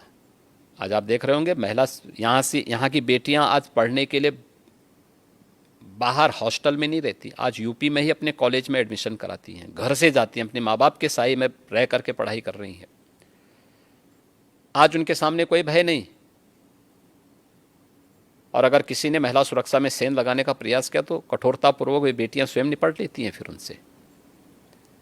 ये माहौल हमें पैदा करना पड़ेगा। ये जो INDI ग्रुपिंग बनी है, ये महिला सुरक्षा 2024 तक महिला सुरक्षा को एक बहुत बड़ा इशू बनाएगी, क्योंकि मणिपुर में जो गैंग रेप जो मसला हुआ था उसको लेकर कहेगी कि मोदी सरकार बेटी बचाओ बेटी पढ़ाओ जरूर कहती है, लेकिन महिला सुरक्षित नहीं है, और मणिपुर का किस्सा उठाएगी।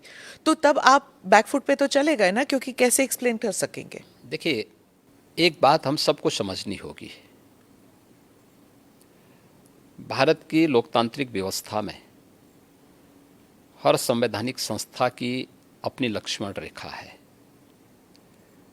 और जब भी उसका अतिक्रमण होगा तो दुर्भाग्य से इस प्रकार की स्थितियां बनती हैं। मणिपुर के लिए आप केंद्र और राज्य सरकार को दोषी तो ठहरा रहे हैं। मणिपुर में शांति होनी चाहिए,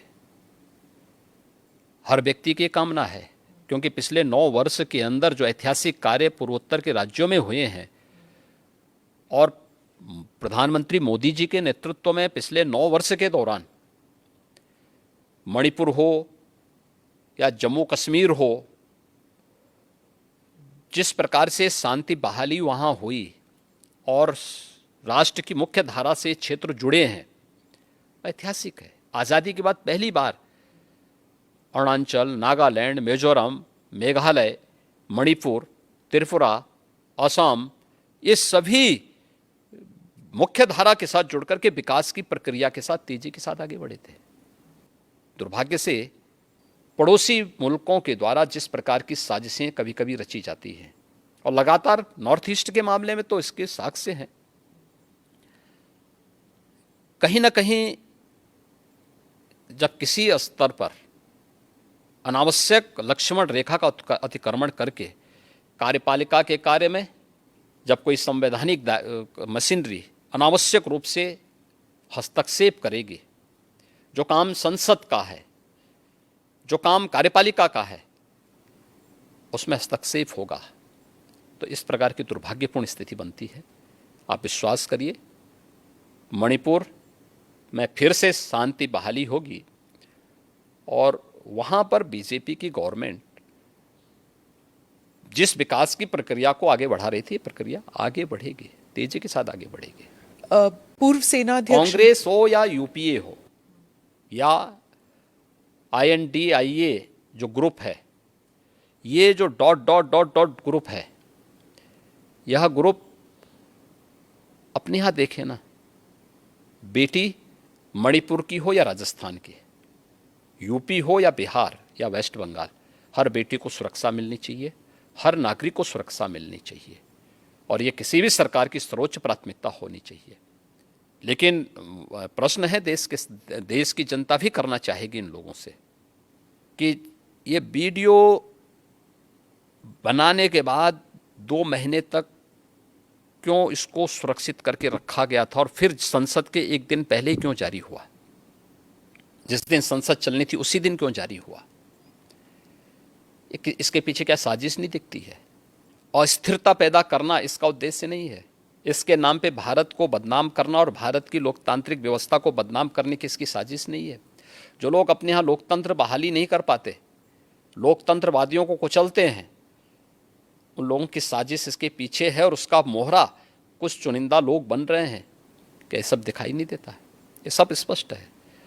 हम लोगों को इन चीज़ों को भी देखना होगा, और इससे सतर्क होकर के ही हम शांति भी बहाली करेंगे। साथ साथ आम जनमानस का विश्वास मोदी जी के प्रति है, और फिर से मोदी जी के नेतृत्व में NDA की गवर्नमेंट बनेगी, इसमें 2024 में कोई संदेह नहीं होना चाहिए। आप राजनीतिक साजिश की बात करते हैं। पूर्व सेनाध्यक्ष मनोज नरवणे ने कहा है कि इसमें एक अंतर्राष्ट्रीय एंगल भी हो सकता है। उन्होंने कहा कि जो भारत के जो एनिमीज हैं, चाहे चाइना हो या फिर पाकिस्तान हो, वो हमारे बीच जो लोग हैं और जो फिशर्स हमारे बीच हैं, जो दरारें हैं हम लोगों के बीच, उन दरारों को और डीप और गहरा करना चाहती है। तो इस मणिपुर के किस्से को ही लेकर उन्होंने कहा कि हो सकता है कि उनका भी कोई हाथ हो इसमें। नहीं, मैंने कहा ना कि जो लोग लोकतंत्रवादियों को अपने देश में कुचलते हैं, उनको मणिपुर और भारत का लोकतंत्र कैसे अच्छा लग सकता है? और आपका राज्य भी नेपाल से जुड़ा हुआ है, आप भी एक किस्म से आप भी एक फ्रंटियर हमारे यहाँ स्टेट कोई हैं। दिक्कत नहीं आएगी। उत्तर प्रदेश सुरक्षित है और उत्तर प्रदेश सुरक्षित रहेगा। INDIA को लेकर बात चल रही थी, तो अगर अखिलेश और राहुल गांधी फिर से वापस आते हैं, जैसे 2017 के चुनाव में आए थे, तो क्या फिर से बीजेपी के लिए? उत्तर प्रदेश में सभी जोड़ियां आ चुकी हैं। 2014 में ये सब मिलकर के लड़ चुके हैं। 2017 में, 2019 में, 2022 में चारों चुनाव मोदी जी के नेतृत्व में भारतीय जनता पार्टी और NDA ने विराट बहुमत के साथ में सफलता प्राप्त की है और 2024 में उत्तर प्रदेश भी और देश भी इंतज़ार कर रहा है। देश को धोखा देने वाले, देश की जनता को जाति, मत और मजहब के आधार पर बांटने वाले, सामाजिक न्याय के नाम पर परिवारवाद और जातिवाद को प्रश्रय देने वाले, अपने राजनीतिक स्वार्थों के लिए देश को आतंकवाद, नक्सलवाद और अलगाववाद की भट्टी में झोंकने वाले तत्वों को ये देश कभी स्वीकार नहीं करेगा, कभी नहीं स्वीकार करेगा। उनकी पार्टियां सब कहते हैं कि आपकी पार्टी है जो एक सिस्टम लाना चाहती है और उस सिस्टम के अंतर्गत आप जुडिशरी को, इलेक्शन कमीशन को, मीडिया को, सबको दबा के रखते हैं और यूसीसी भी उसी में कह रहे हैं कि यूनिवर्सल सिविल कोड भी उसी रास्ते में एक है। देखिए, यूसीसी के बारे में दुष्प्रचार ज़्यादा है। मुझे एक बात बताइए कि हम न्याय की बात करते हैं, हम सामाजिक न्याय की बात करते हैं और परिवार में न्याय नहीं कर पा रहे हैं। ये शुरुआत परिवार से तो करो। शादी ब्याह का हो या संपत्ति और विरासत का मामला, ये सब पे एक समान रूप से लागू होना चाहिए।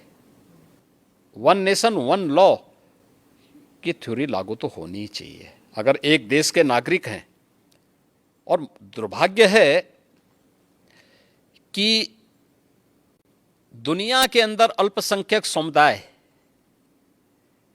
अपने लिए विशेष अधिकार की मांग नहीं करता, वो बहुसंख्यक समाज के साथ जुड़ने की बात करता है, और भारत के अंदर ये लोग अल्पसंख्यक के नाम पर अपने लिए विशेष अधिकार की मांग करते हैं। भारत के कानून को हर एक को स्वीकार करना चाहिए और उसी में सबकी सुरक्षा और सबकी समृद्धि निहित है। जी, मैं वापस उत्तर प्रदेश पे आती हूँ। राम मंदिर, लोग कहते हैं कि आपके भाग्य में ही शायद लिखा था कि मंदिर आपके कार्यकाल में होगा।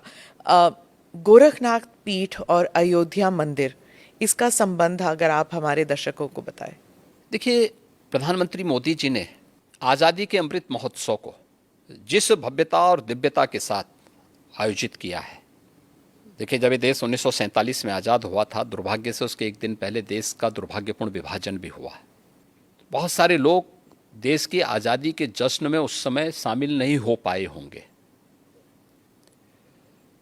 या उस समय के कोई चश्मदीद आज के दिन पे बताने की स्थिति में नहीं रहता है। बहुत कम लोग होंगे जिनको उस समय की घटनाओं के बारे में इस प्रकार की स्थिति जानकारी होगी।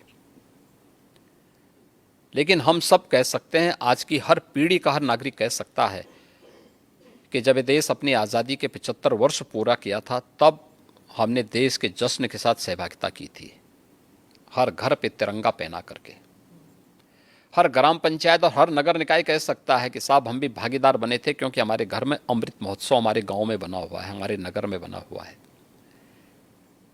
यह कार्यक्रम सफलतापूर्वक संपन्न हुआ और आज़ादी के अमृत महोत्सव के मुख्य संबोधन में प्रधानमंत्री मोदी जी ने देशवासियों को कुछ बात कही थी, कुछ संकल्प दिलाए थे कि 2047 में अगर भारत को दुनिया की एक महाशक्ति के रूप में स्थापित करना, एक विकसित भारत की परिकल्पना को अगर साकार करना है, तो उन्होंने कुछ संकल्प दिलाए थे जो पंच प्रण के रूप में जाने जाते हैं। इस पंच प्रण में विरासत का सम्मान भी है, गुलामी के अंशों को सर्वथा समाप्त करना भी है और नागरिक कर्तव्य भी है। अयोध्या में श्री राम जन्मभूमि का मंदिर निर्माण का कार्य है, यह उसी विरासत का सम्मान है जो कार्य आज़ाद भारत में 1947 में होना चाहिए था। लेकिन दूरदर्शिता का अभाव,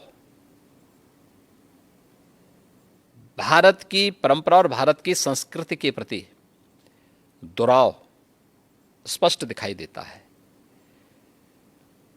अन्यथा यह विवाद 1947 में सुलझ सकता था, 1949 में सुलझ सकता था, इसके बाद भी सुलझ सकता था, कभी सुलझने नहीं दिया गया। आखिर यह आज कैसे सुलझ गया? कोई विवाद तो नहीं हुआ, बड़ी बड़ी दावे लोग करते थे, कुछ भी तो नहीं हुआ, शांति बनी हुई है उत्तर प्रदेश में तो।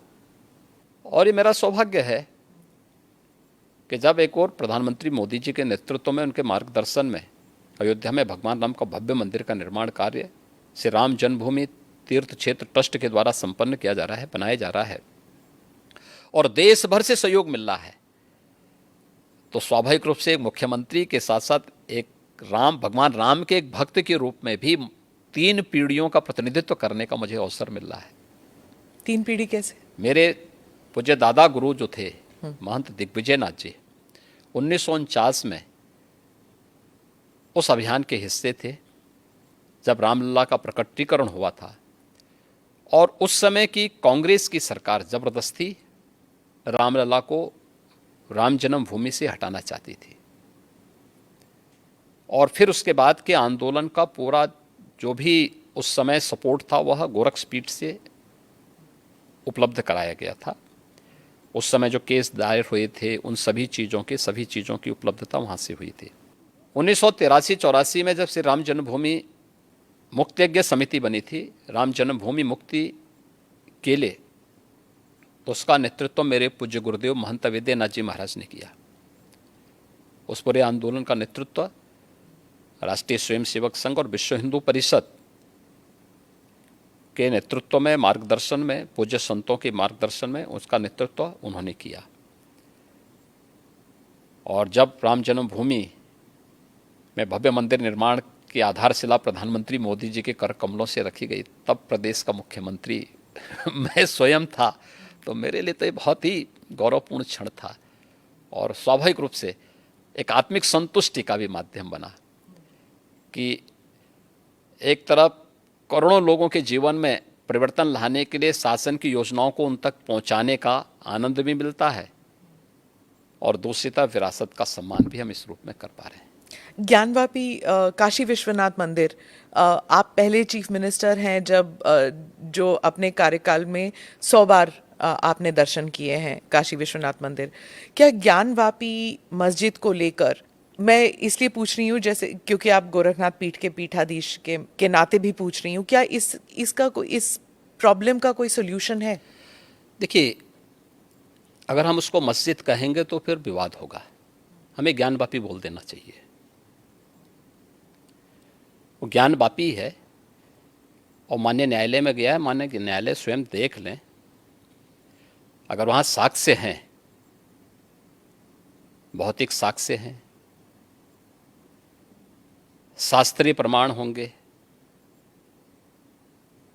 अन्य पुरातात्विक प्रमाण भी होंगे, तो स्वाभाविक रूप से इस पे निर्णय होना चाहिए। और मैं अपील करूंगा मुस्लिम समाज से भी, देखिए हमें आज विकास के बारे में चर्चा करनी चाहिए। पाकिस्तान की दुर्गति और उसकी दलिद्रता और उसकी छीना झपटी आप देख रहे होंगे, क्या दुर्गति प्राप्त कर रहे हैं। दूसरों को कांटा बोलने वाला व्यक्ति कभी उसके ऊपर पुष्प की वर्षा नहीं होती है, उन कांटों से ही उसके शरीर भी छलनी छलनी होते हैं। आज जो पाकिस्तान में हो रहा है उसके कर्मों का फल है ये। आज जो भूखमरी का शिकार पाकिस्तान बना हुआ है, यह अपने कर्मों का फल भोग रहा है। इसलिए पुरानी गलतियों की पुनरावृत्ति न होने दें, बहुत शांतिपूर्ण तरीके से उपलब्ध साक्ष्य जो इस बात को प्रमाणित करते हैं। मुझे लगता है कि भगवान ने जिसको दृष्टि दी है वो देखे ना, त्रिशूल मस्जिद के अंदर क्या कर रहा है, हमने तो नहीं रखे ना, वहाँ तो सुरक्षा है, सेंट्रल फोर्सेज है, उनके मुतवल्ली हैं, ताला चाबी उनके पास रहती है, त्रिशूल कैसे वहाँ बने हुए हैं। ज्योतिर्लिंग हैं, देव प्रतिमाएं हैं, पूरी दीवारें चिल्ला चिल्ला के क्या कह रही हैं। और उसके बाद भी हम जानबूझ करके, देखिए एक होता है कि जन्म से दिखाई नहीं देता है, हम मान सकते हैं कि दिव्यांग है, जन्मांध है, दृष्टिबाधित है, एक जानबूझ करके ढोंग करे। जो दृष्टिबाधित है उसको दिशा दिखाई जा सकती है, लेकिन जो ढोंग कर रहा है उसको कोई दिखा नहीं सकता है। आप ढोंगी किसे कह रहे हैं? मैं इसीलिए कह रहा हूं ना जो उन प्रमाणों को नकार रहा है। उन प्रमाणों के बाद भी ये कहता है कि नहीं साहब, तो जबरदस्ती वाली बात करते हैं। देखिए, आप इतिहास में तोड़ मरोड़ कर सकते हैं, लेकिन उन ऐतिहासिक साक्ष्यों के साथ नहीं जो वहां की दीवारें चिल्ला चिल्ला के कहती हैं, और उन ऐतिहासिक साक्ष्यों को भी देखने की आवश्यकता है। और मुझे लगता है कि ये प्रस्ताव मुस्लिम समाज की तरफ से आना चाहिए कि साहब, ऐतिहासिक गलती हुई है और उस गलती के लिए हम चाहते हैं समाधान हो। आपने मुस्लिम समुदाय के साथ कोई देखिए, हमने अपनी तरफ से कोई पहल नहीं की है। वे पहल करना चाहेंगे तो जरूर विचार करेंगे। जी, आपने पाकिस्तान का जिक्र किया योगी जी। एक और बात चर्चा में आई है, वो सीमा हैदर का जो केस है। उन्होंने अपील भी किया है, योगी जी और मोदी जी, आप दोनों मुझे वापस मत भेजिए, मैं पाकिस्तान वापस नहीं जाना चाहती। पबजी के माध्यम से ये रिवर्स लव जिहाद कहा जा रहा है, कुछ लोग इसे वो टर्म दे रहे हैं। देखिए, ये सुरक्षा एजेंसियां उसको देख रही हैं, और जो भी रिपोर्ट आएगी उसके अनुसार बाद में उसमें विचार करेंगे। एक भारत से भी एक लड़की जो है वो पाकिस्तान चली गई और उसने भी अपना देख धर्म रहे हैं, परिवर्तन सुरक्षा किया। एजेंसियां उसको देख रही हैं। 2 देशों से जुड़ा हुआ मामला है और संबंधित एजेंसियां इसमें काम कर रही होंगी। सर, एक मैं सवाल पूछूंगी कि साउथ एशिया में भारत का रोल आप क्या विजन करते हैं कि क्या होना चाहिए? क्योंकि बहुत से लोग कहते हैं कि हम विश्व गुरु का जो सपना देख के चले हैं वो थोड़ा ओवर एम्बिशियस है। तो साउथ एशिया में और ग्लोबली आपका विजन क्या है भारत? देखिए, मैंने कहा ना, पिछले 9 वर्ष में प्रधानमंत्री मोदी जी के नेतृत्व में भारत ग्लोबल लीडर के रूप में स्थापित हुआ है। कोई संदेह नहीं कि प्रधानमंत्री मोदी जी के नेतृत्व में अगले 3 वर्षों के अंदर भारत दुनिया की तीसरी बड़ी अर्थव्यवस्था के रूप में स्थापित न हो जाए, जरूर होगा। दुनिया के अंदर भारत की अपनी एक पहचान बनी है। भारत के बारे में लोगों के दृष्टिकोण में बदलाव आया है, और जो भारत के बारे में कहा जाता था, आज प्रधानमंत्री मोदी जी के नेतृत्व में वह साकार हो रहा है। सर, अंत में एक सवाल ज़रूर पूछूंगी, क्योंकि ये महाराष्ट्र सदन में हुआ था कि एक विधायक ने कहा था कि जो नारा चल रहा है कि भारत में रहना होगा तो वंदे मातरम कहना होगा, और उनके मजहब में ये उन्हें परमिशन नहीं देता कि आप खुदा के अलावा किसी और के बारे में आप सिर झुकाएं, किसी और के सामने। देखिए, देश संविधान से चलेगा, मत और मजहब से नहीं। देखिए, मैं ईश्वर का भक्त हूँ, ईश्वर में अगाध निष्ठा रखता हूँ, लेकिन किसी पाखंड में विश्वास नहीं करता हूँ। आपने देखा होगा, जब मुझे हमारी नौकरशाही ने कहा कि नोएडा लोग नहीं जाते, चीफ मिनिस्टर को नहीं जाना चाहिए, मैं उसको उल्लंघन करके नोएडा गया, कई बार गया, आधा दर्जन बार जा चुका हूँ। दूसरी बार मुझे कहा गया कि रात्रि में सीएम को बिजनौर में निवास नहीं करना चाहिए, तो मैं जानबूझ करके वहाँ रुका, और मैंने पूछा, मैंने कहा, क्यों नहीं निवास करना चाहिए? तो उन्होंने कहा, साहब दोबारा सीएम नहीं बन सकता है। तो मैंने कहा, मैं दोबारा भी सीएम बनूंगा, चिंता मत करो। दूसरा सवाल ये नहीं है, सवाल ये है कि मैं प्रदेश का सीएम हूँ। आप ये बोलिए ना कि साहब वहाँ रहने की व्यवस्था नहीं है, तो जो भी गेस्ट हाउस होगा उसी में रहेंगे ना, आखिर कोई तो रहता होगा। एक कमरा चाहिए मुझे, तो सोने के लिए एक तख्ता चाहिए, ओढ़ने के लिए एक कंबल चाहिए, तो कुछ चाहिए थोड़ा है।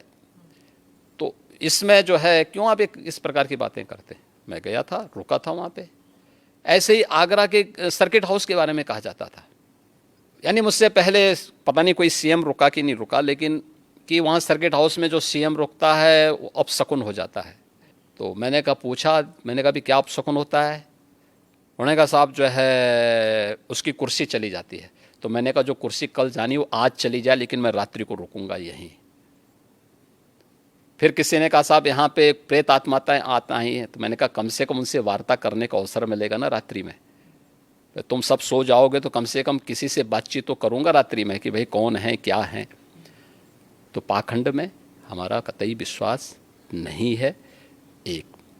और इसीलिए मैं इस बात को कह सकता हूँ कि भारत का भविष्य उज्जवल है और 2024 में फिर से प्रधानमंत्री मोदी जी की लीडरशिप में एनडीए बहुमत के साथ आएगी, इसमें कोई संदेह किसी को नहीं होना चाहिए। और वंदे मातरम में वापस आती हूँ, वो उसे धर्म के साथ जोड़ना चाहिए कि नहीं? मैं क्या कह रहा हूँ, मैंने पहले कह दिया ना, संवैधानिक व्यवस्था से देश संविधान से चलेगा, मत और मजहब से नहीं जी। आपका मत आपका मजहब अपने तरीके से होगा, अपने घर में होगा, अपने मस्जिद अपने इबादत गाह तक होगा, सड़क पे प्रदर्शन करने के लिए नहीं। और इसको आप जो है किसी भी अन्य तरीके से दूसरे पे थोप नहीं सकते हैं। नेशन फर्स्ट, अगर देश में किसी को रहना है तो उसको राष्ट्र को सर्वोपरि मानना होगा, अपने मत और मजहब को नहीं। और मत और मजहब सेकेंडरी प्रश्न है, नेशन फर्स्ट है। धन्यवाद योगी जी, आप ANI के साथ बात करने के लिए। बहुत बहुत धन्यवाद। Thank you for watching or listening to this episode of ANI podcast with Smita Prakash. Hope you liked it as much as I enjoyed speaking with the Chief Minister of Uttar Pradesh. Do like or subscribe on whichever channel you have seen this or heard this. Namaste, Jai Hind.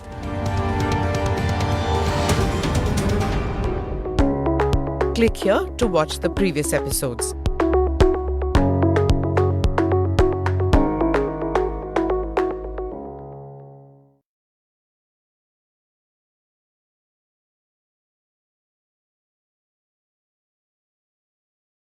With the jet engines, did you notice there was nothing official? It was all sources say this, sources say that. Nobody was willing to come on the record. Everything is always in the details. And I can tell you one thing, no matter what happens, nobody is going to give you 100% technology transfer. CAA had nothing to do with Indian Muslims and yet burned the country down for a year. We are looking at a civil war if the government does not handle this properly. What these guys, the Congress guys always do.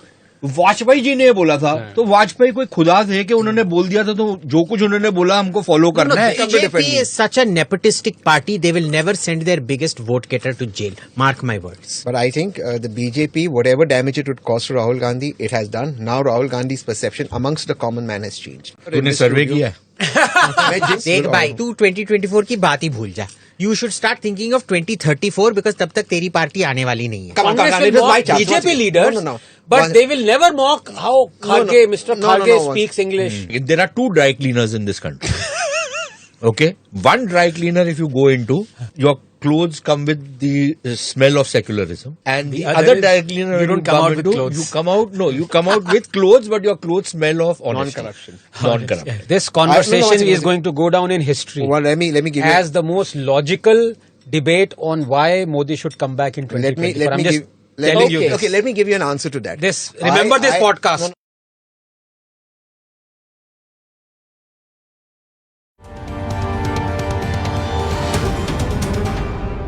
Namaste, Jai Hind. Another edition of ANI podcast with Smita Prakash. Hope you're geared up for some amazing conversation today. My guests today are those who appeared in episode 28, the New Year's Eve episode. Many of you have written in asking me to invite them again. Why?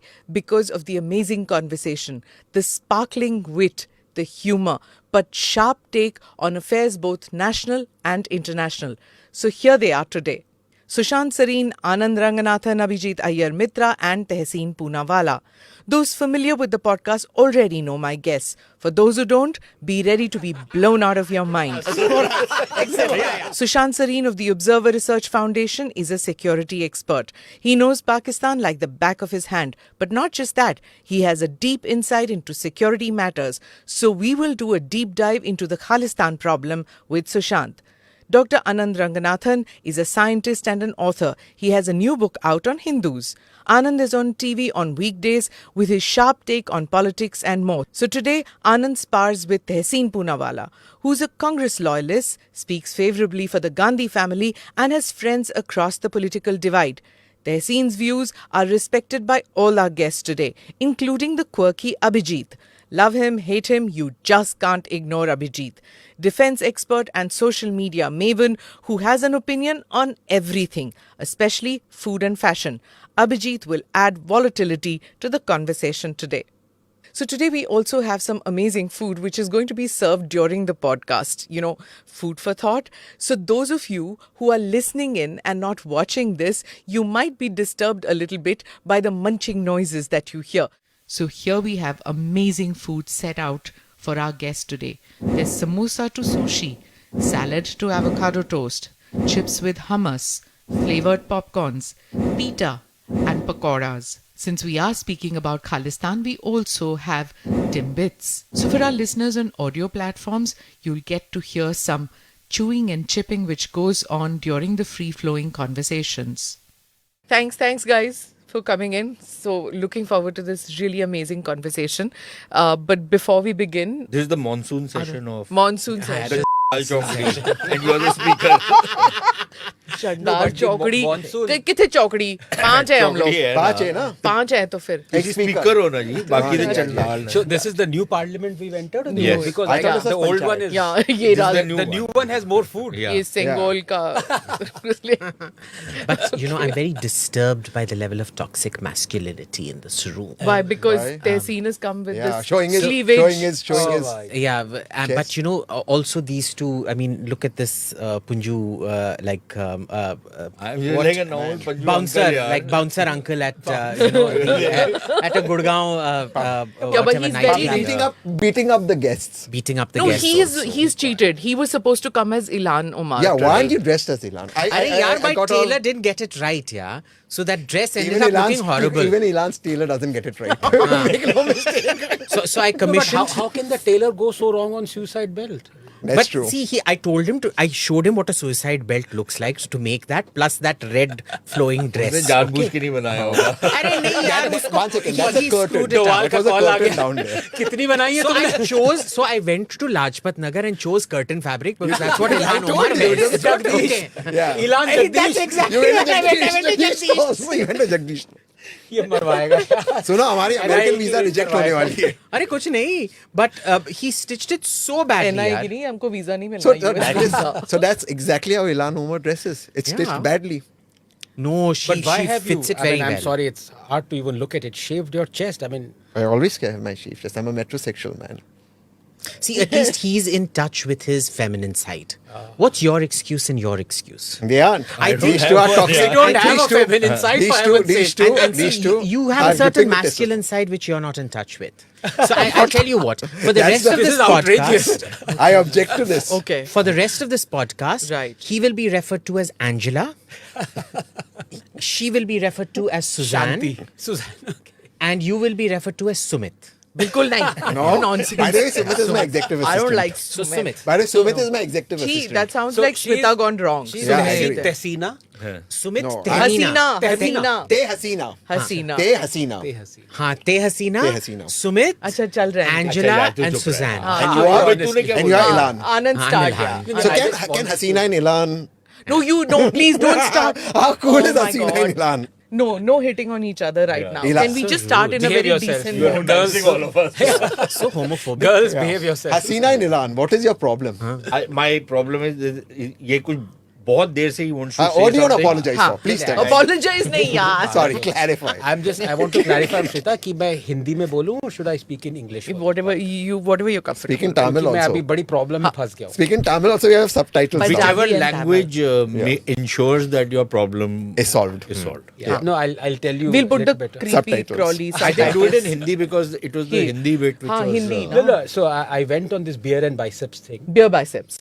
हाँ. Beer biceps. Ranveer Alabadi. Ranveer Alabadi. And so he was, it's a 2-hour long podcast and, freewheeling conversation. And he says, look, in my circle, when I talk to my Muslim and Christian, friends, they feel Modi and Yogi are very anti-Muslim, anti-Christian and all that stuff. So I said, look, all that is rubbish.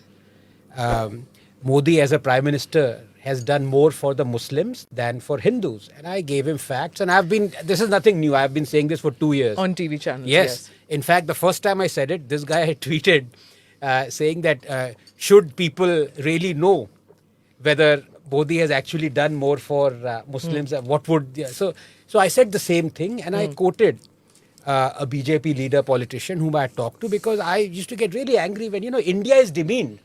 Whenever you say कि India में Hindu nationalists Muslims को मार रहे हैं, Christians को मार रहे हैं, all this, I feel bad here, because India is being demeaned. India is being portrayed as a place where minorities are under threat and lynched and all that stuff. So I very irately I talked to this guy. I said, why don't you bloody correct this fake propaganda that Modi is against Muslim? Modi has done more for Muslims than for Hindus. So he said, look, this Hindus shouldn't know. He said it very playfully in a very, that fashion quip that, that Modi has actually done more for Muslims than this thing, because our core constituency is that. And he said, aak lagi rehni chahiye. Aankh. So what he meant was, eyes. Eyes should be shut. They should keep sleeping on this. Aankh lagna Eyes is Wide Shut was a Aankh Tom Lagna Cruise is- movie. No, aankh lagna is a It wasn't muhavra. Aak lagi rehni chahiye. And this is what I said. And then next thing I know is people are writing articles on aag lagi rehni chahiye. So please, it is Let the aag. fire keep burning. Let the fire. So It's okay. up to, if you keep So a pronouncing Tamilian- it wrong, Yeah. keep saying aak. See, So what is a- how he is has a a Tamilian problem pronounce with a aankh? Madrasi speaking Hindi. Look, Chennai speaking. Aankh Chennai or speaking. aag. So It's not another aak. Tamilian is It's correcting a Tamilian just so for the neither record. of you are Tamils. Yeah. You're both Punjabis. Yeah. How So- am I Punjabi? What anybody You who are the- lives in Delhi is a Punjabi. That's true. I agree with that. I agree with End of that. the story. Either you are a Punjabi or you are a wannabe Punjabi. No, Because I'm neither. you aspire to be one. No, I don't. Look He at the aspires to be bling in Ilal. your life. The bling in your life is so Punjabi. No, how is it Punjabi? What else is it here? What's So blingy his about bling it? is fake Louis Vuitton Yeah. and Mount Blanc. Mount with a K. He is such a big Punjabi. He Channel. even bought a BMW. Channel. He even bought a Channel. BMW because he's such a big Punjabi. That's Only true. Punjus buy BMWs. Who else buys a BMW? No, who says that? But I also Punjus drive a only buy BMW. Audis. Audi. Audi and Mercedes. Sadda Audi. So anyway, just to Sadda finish Audi that, or Sadda Mari Sadi Bhans. just to finish Aye, that, guys, I clarify now. Okay. That it is aak lag. Aankh. Sorry. Aankh lagi, not aag lagi rehni chahiye. Put, issue should be Okay, kept but on the let bottom. me But ask it was a very nice podcast. Yeah. He, Is it- Anand I think spoke it's very nicely. Abhijit has gone on that podcast too, Yeah. and spoke about various issues and simplified. अरे पहले तो congratulations, किताब निकली आपकी. Thank you. It's So, coming out next that's week. also- Congratulations.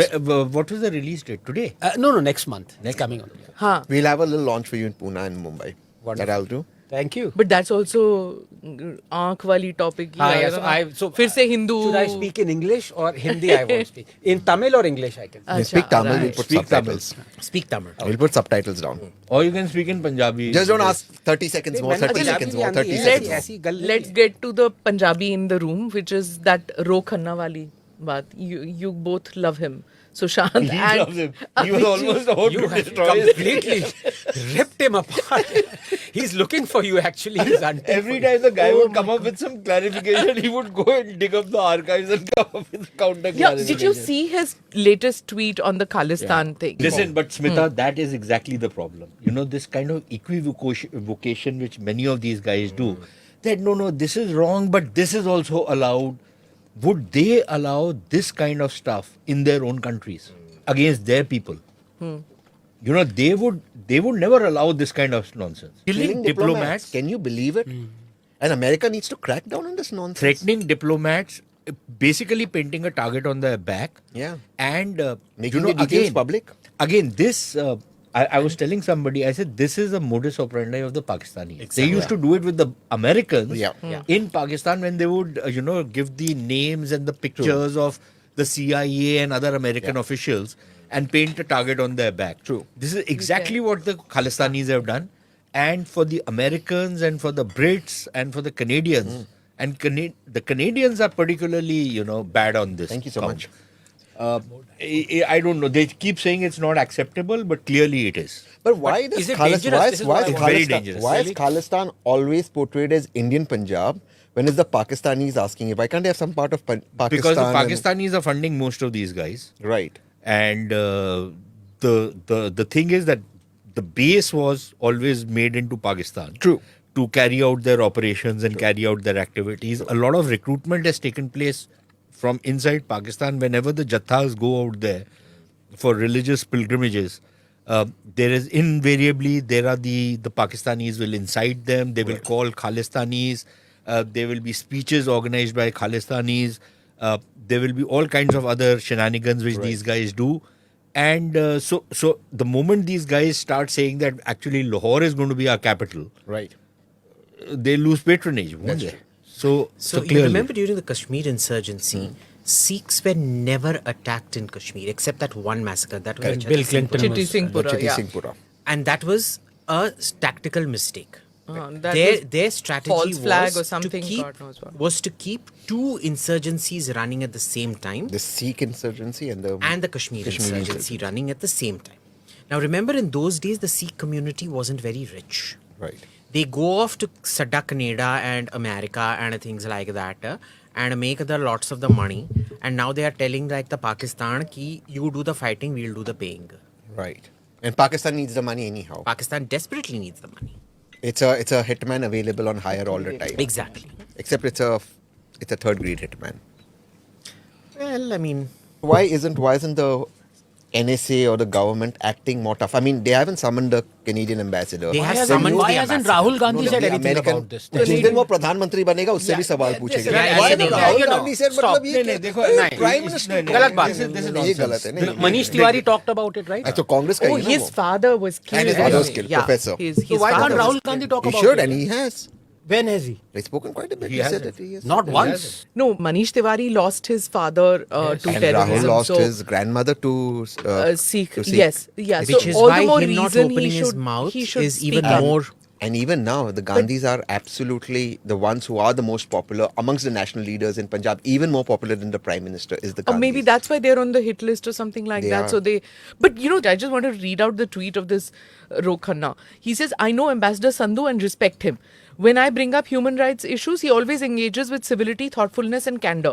This rhetoric puts diplomats in harm's way. It's dangerous and has no place in democracy. Free speech does not mean license to incite violence. Zarurat kya hai to give this apology in that You tweet? just condemn it Condemn it single-handedly. outrightly. That's true. Yeah. And the problem is that this is the kind of virtue signaling that this guy is doing. Huh. That I always talk about human rights also, Yeah. and by extension, trying to bring up that there are egregious violations of human rights in India.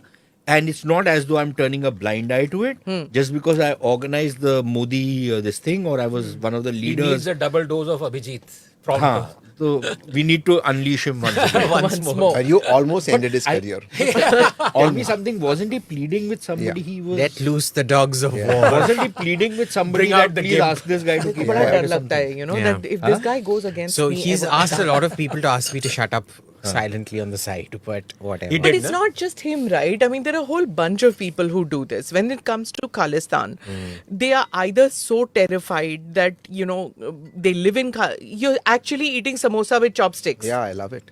I don't like my hands getting dirty. Bichara Xi Jinping jo hai, wo I don't like to make my hand dirty. I'll eat it with a fork. Yeah, you want a fork here. I'll eat it with a fork. Thank you. You know, there's a Chinese song that's come out, which is meant to be Chinese Bollywood. It's called Tian Shu Girl, Tienxu, Oh, Tian it's Shu for Girl, folks, and Shashank. it's the Chinese version of Bollywood music. Okay. Okay. It's fantastic. Acha, let's get on is it like to- chicken 65 and chicken Manchurian? Yeah, kind of. What we did to the chicken thought Manchurian, chicken- I thought Tian Chicken Shu Girl 65 did was too. a Hyderabadi. South Indian. Hyderabadi. But the chicken Manchurian, the Or chili is it chicken. inspired by the Chinese food? It is inspired by Chinese food. Chicken 65 is in all Chinese restaurants. No. Chicken 65 is not. Chicken 65 is totally Indian Chinese. That's It true. originates from Huh. something called Arcot chicken. Correct. And I know this because in Oh. Arcot we used to get it before Chicken 65. Oh, became please. Just to Now clarify, you I'm make the it only Tamilian. vegetarian here. He's making it Tamil. Everyone Please, else. No, actually, Abhi also after his Kerala. Please, it's not just chicken 65, it's paneer 65, Yeah. gobi 65, That's like true. gobi Abhi, Manchurian. are you a vegetarian now? There's paneer Manchurian. So we have two vegetarians. There's paneer Manchurian. Are you still vegetarian? You're Oh. breaking my heart. Why? He's lost 15 kilos, yeah. Yeah, No wonder you're amazing looking weight so- loss No journey. wonder you're looking Yeah. so nice. Tell us about it, Congratulations. yeah. So thank you. So There's a So glow why on were your you? face, So why by were the you way. WhatsApping me that you where am I having brunch and you'll come there and all when you were eating vegetarian food? He would have had vegetarian vegetarian brunch. brunch. Dosa, idli to मिल ही जाएगा ना. वो सारा मिल जाएगा but He's going back to the So basics. you know it was वो सारा मिल जाएगा, actually but- fantastic this place Non-vegetarians have a butt. because they were very strict. You know, you can't bring leather in, you can't bring anything dead in, whatever. Correct. They do a full, and you might want to lose certain things, but they want you to lose certain other things. So imagine losing 12 kilos in the space of 14 days and then keeping it on because they change the complete metabolism and It's like clean a your insides Punjabi out. losing her infant on the airport, yeah. 12 kilos. It really is. Okay, And you feel so much better at the end of it. You're feeling much more energized. That's true. You're feeling motivated. And you need that 12 kilo loss. मेरे को नहीं कोई फर्क And पड़ रहा है. unlike He's talking jail, about this and I'm like you remember the eating last more weight loss samosas. program I tried was the Odisha jail weight loss That's true. program. Which wasn't a very healthy weight loss program. This is actually a super healthy weight loss program because it's like you're feeling great. You're feeling motivated. You're feeling motivated to keep that diet going. But you're the not craving the stuff. The real important thing is you've maintained it. It's been what, a month now since you came back? A month Yeah. is not maintenance. Maintenance is 1 year later. After 1 year, we'll जब December वाला You're just होगा ना हमारा jealous. podcast, Sushant ji, उसमें you're देखेंगे. just- But हम Of लोग course I'm samosa- jealous, Then yeah. the next podcast, It's a he will be like no-brainer, me. I'm He'll jealous, be yeah. like me. Like I'll हम be लोग like him. Samosa All with क्यों the- खा रहे samosa caucus की वजह I'll be से. like you without Right. the After hair. what? Without the अच्छा, hair. we are going back to the Back samosa to the concept. samosa caucus. So will you please. have the Can hair we or not talk have? about can we talk about PM Modi's visit where he talked about the samosa caucus? In that honor we are eating samosa. और किसी That's ने true. हम nationalist हैं इसलिए हम samosa You know, they खा should रहे be हैं. saying, पकौड़े भी they should be बोल saying रहे जब हैं। तक आ रहे, रहेगा आ रहे। समोसा में आलू तब तक रहेगा बिहार में लालू. Was हाँ. that visit super successful as many are portraying it? I think so. I think it was very I think it was average. You disagree? I think it's very average. I think we haven't yet signed the engine deals. I haven't seen that. They've spoken about it to HL. It still hasn't been signed. It's only coming through sources. But I really hope the drones come through. I think the Navy pricing is- really needs So it. the drones, they I very know. I'm explicitly talking about Modi's stated. visit, not Rahul's visit. I'm talking about Modi's visit. Is Rahul getting the drones is Rahul getting the drones? So Or the Rahul's engine? visit What was is Rahul successful. getting? Rahul will get India together with Pyar Mohabbat. Oh, प्यार की God. दुकान. He's getting a प्यार की दुकान. नहीं प्यार की दुकान. From भाई America? तू मेरे को From ये बता America, किस India. दुकान में प्यार बिकता है? अगर मैं प्यार बता बेचा दूं, जाता दिल है की तो वो दुकान प्यार हो ही में, नहीं दिल सकता की है. बता तो दुकान में. सकता हूँ कहाँ पर दिल की बिकता है दुकान लेकिन में. हाँ, दिल की no, दुकान don't. में. This दिल की is दुकान में. this is a But- family podcast. Yeah. Sushant Plus, UP experience. Kanpur में दुकान has another meaning, so please be very careful about it. As he said, it's a family podcast. But let's go back to the To visit. the visit. Yeah. Huh. With the jet engines, did you notice there was nothing official? It was all sources say this, sources Yeah. say that. Nobody was willing to come on the record. Okay. As opposed to the drones, which they came on record. I initially didn't like the deal, but once you dive into it, it's a good deal. Is it paradigm changing for India the way it was portrayed? No. There was nothing paradigm changing out here. Modi was doing this fellow a favor by going there and showing him. Because remember, Trump got the highest Indian votes that any Republican has ever gotten. So it was kind of him going there. Let me rephrase it. I mean, sorry to interrupt. I think this was the first time that America did not preach us about human rights. No, wrong. And that was the problem. As gracious as Modi was to Biden, Biden and the Democrat Party were completely ungracious. And not just that, the White House itself was completely ungracious, and I'll tell you why. First was these three, क्या कहते हैं उनको हिंदी में? Vetals, boycotting the Prime Minister's speech. AOC, Ilan and... अरे वो तीन वेताल. Jaipal. And Pramila Jaipal actually looks like that Vikram or Vetal ka jo aata tha na TV serial. Please, She actually, I mean, I invite our viewers to actually go check it out. She looks like Vikram and No, the but Vetal. I don't think the boycott really... That mattered, No, but yeah. see, the boycott didn't matter. No. Then deliberately vitiating the atmosphere, getting Behind those closed 70... doors is fine, One yaar. second, let me finish. 70 people signing that letter, all Democrats. Barack Obama giving that, though that was his own politics playing out there. He's trying for a palace coup with Michelle Obama against You Biden. think Biden had something One to second, do let with me it? finish. Then, Biden had the right to call the first journalist. Tell me if Biden comes to India and we get a Russian journalist who's just become a naturalized citizen to ask about his pedophile son and the granddaughter he doesn't want to accept. How would Biden react? How would the White House react to it? You get a daughter of a Pakistani, the great-granddaughter of Syed Ahmad Khan, to ask the question. You know exactly what the question is going to be when it's given to a Pakistani. Just because she's become American doesn't change squat. or she's won an Indian cricket team I t-shirt. think when Biden comes here, the first question should go to an RT journalist, an RT or a Sputnik journalist, just for fun. Achha, even And if she asked the question, then Abhijit, what happened? I think the Prime Minister answered fine. Wasn't the Indian embassy saying, just one second, who's the journalist? Wasn't that selected? Of course it was selected. was. Biden So- called, it was predetermined by Biden who So would what be was selected. our embassy doing? You can't reject. So How there can are you two can't? questions. So I asked the question during Manmohan Singh's state visit, right? What happens is that the American side gets 1 or 2, depending on what the decision is, that 2 and 2 or 1 and 1. So if it is 2 and 2, then both the American journalists are selected by the American side. Both the Indian journalists are selected from the Indian side. The prime ministers and the presidents don't know what the questions are, but they know the person selected. Once the Americans select the person, that person can ask a question of their president and our prime minister, or only ask their president. It happens in Hyderabad House too. When we have state visits, they are selected. Sometimes, the most humiliating thing was when the American guy wouldn't even bother to ask our prime minister a question. Then he used to feel that, yeah, तेरे पास chance है और तू पूछता नहीं है. The only question they always ask is, they used to ask is Kashmir. No, Right. so sorry. one second. Just- We sorry, got okay, one yeah, second. We please, got waylaid. Then what happens is, she doesn't get trolled. She gets trolled when a certain fact checker publicizes the fact that nobody knew about her, that she's Sir Syed Ahmad Khan's great granddaughter.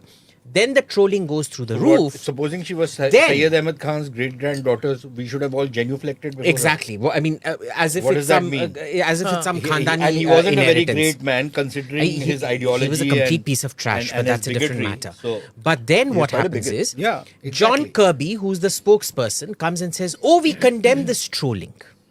This when his own people have gone and trolled, like that Taylor Lawrence, who he loves so much, that woman she chased up, that libs of TikTok woman, and exposed her family and this and that. वो सब trolling नहीं था. Then Karine Jean-Pierre, when she's not even asked a question, decides to append an answer to a question she's not been asked to a question she has been asked. That's the spokesperson, KJP. So, I think it was... African उसके पीछे पड़ा हुआ है जूते लेके. So I think it was a very, Exactly. very deliberate attempt at, I don't think it was innocent, but 100% kudos to Modi. He carried it off very, very he well. just answered it fine. That's I what think the I answer was very unflappable. good. I honestly, it was I may have motherhood chosen- and apple pie, but still it was okay, fine. Yeah. He gave a, You he can't- gave a generic answer. What? Exactly. Why would he get into specifics? He's You not gonna don't need to get you into don't need to give it specifics, generic. but what I'm trying No, to but- say but- is that but he tell me handled it something. well. Can- So why should we be so upset about But it? who was upset about it? No, upset? Indians Why? started getting so worked up. Now, how dare she be given the question? How is- dare she that- ask? that- I How would say- dare she came about after this certain fact checker said that she was Syed. There is a connotation to being Sir Syed Ahmad Khan, anything. Plus a woman who, both of whose parents are Pakistanis. Okay, I my mean, there thing has to is- be, I think, I am not willing to accept that the White House didn't know that her parents were Pakistani.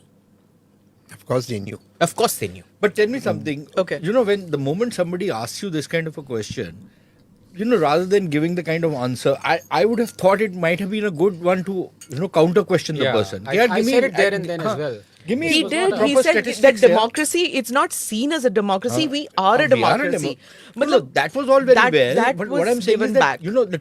give me specific instances when you are saying, and all these white folk, who carrying the white man's burden still, will keep coming up with all kinds of nonsensical stuff of discrimination.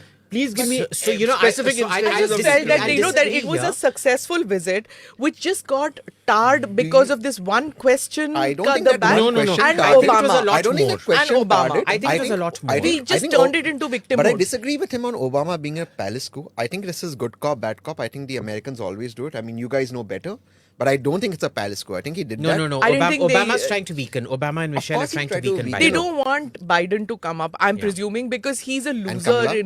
in the second term. I don't see Biden Yeah, winning Biden, the and second my term. question is, your how is it Tamilian, not a relative? successful visit? Oh, it is a Please don't successful I thought it visit. was a very, very successful Okay, visit. she's Iyengar. She's not Iyer, okay? Oh God! Again, we've got waylaid. What is this? Kamala, Pasand. Oh, okay. Forget. No, so Go ahead. my question is how people, you can keep getting into this very kind of detailed kind of a thing. कि ये नहीं मिला, वो नहीं मिला. you look at the broad brush when you look at the visit, you look at where the trajectory of relations are going. I think it was a damn successful visit, number one. Number two, see, the drones are important simply because that's not a technology. Forget the technology. They don't even sell the drones to everybody. Yeah. Right? It's a very selected kind of a clientele which they have. They can give it to some of the NATO countries, but even there, I think, and you've expounded on that fact of the kind of different systems that are put onto the drones, those country-specific enhancements. When you put that in, so the drones, if you think that they're going to give you the technology, that's not going to happen. Okay, number one. On the jet engines again, if I remember correctly, the jet engines are very much mentioned in the joint statement. Yeah, it's happening.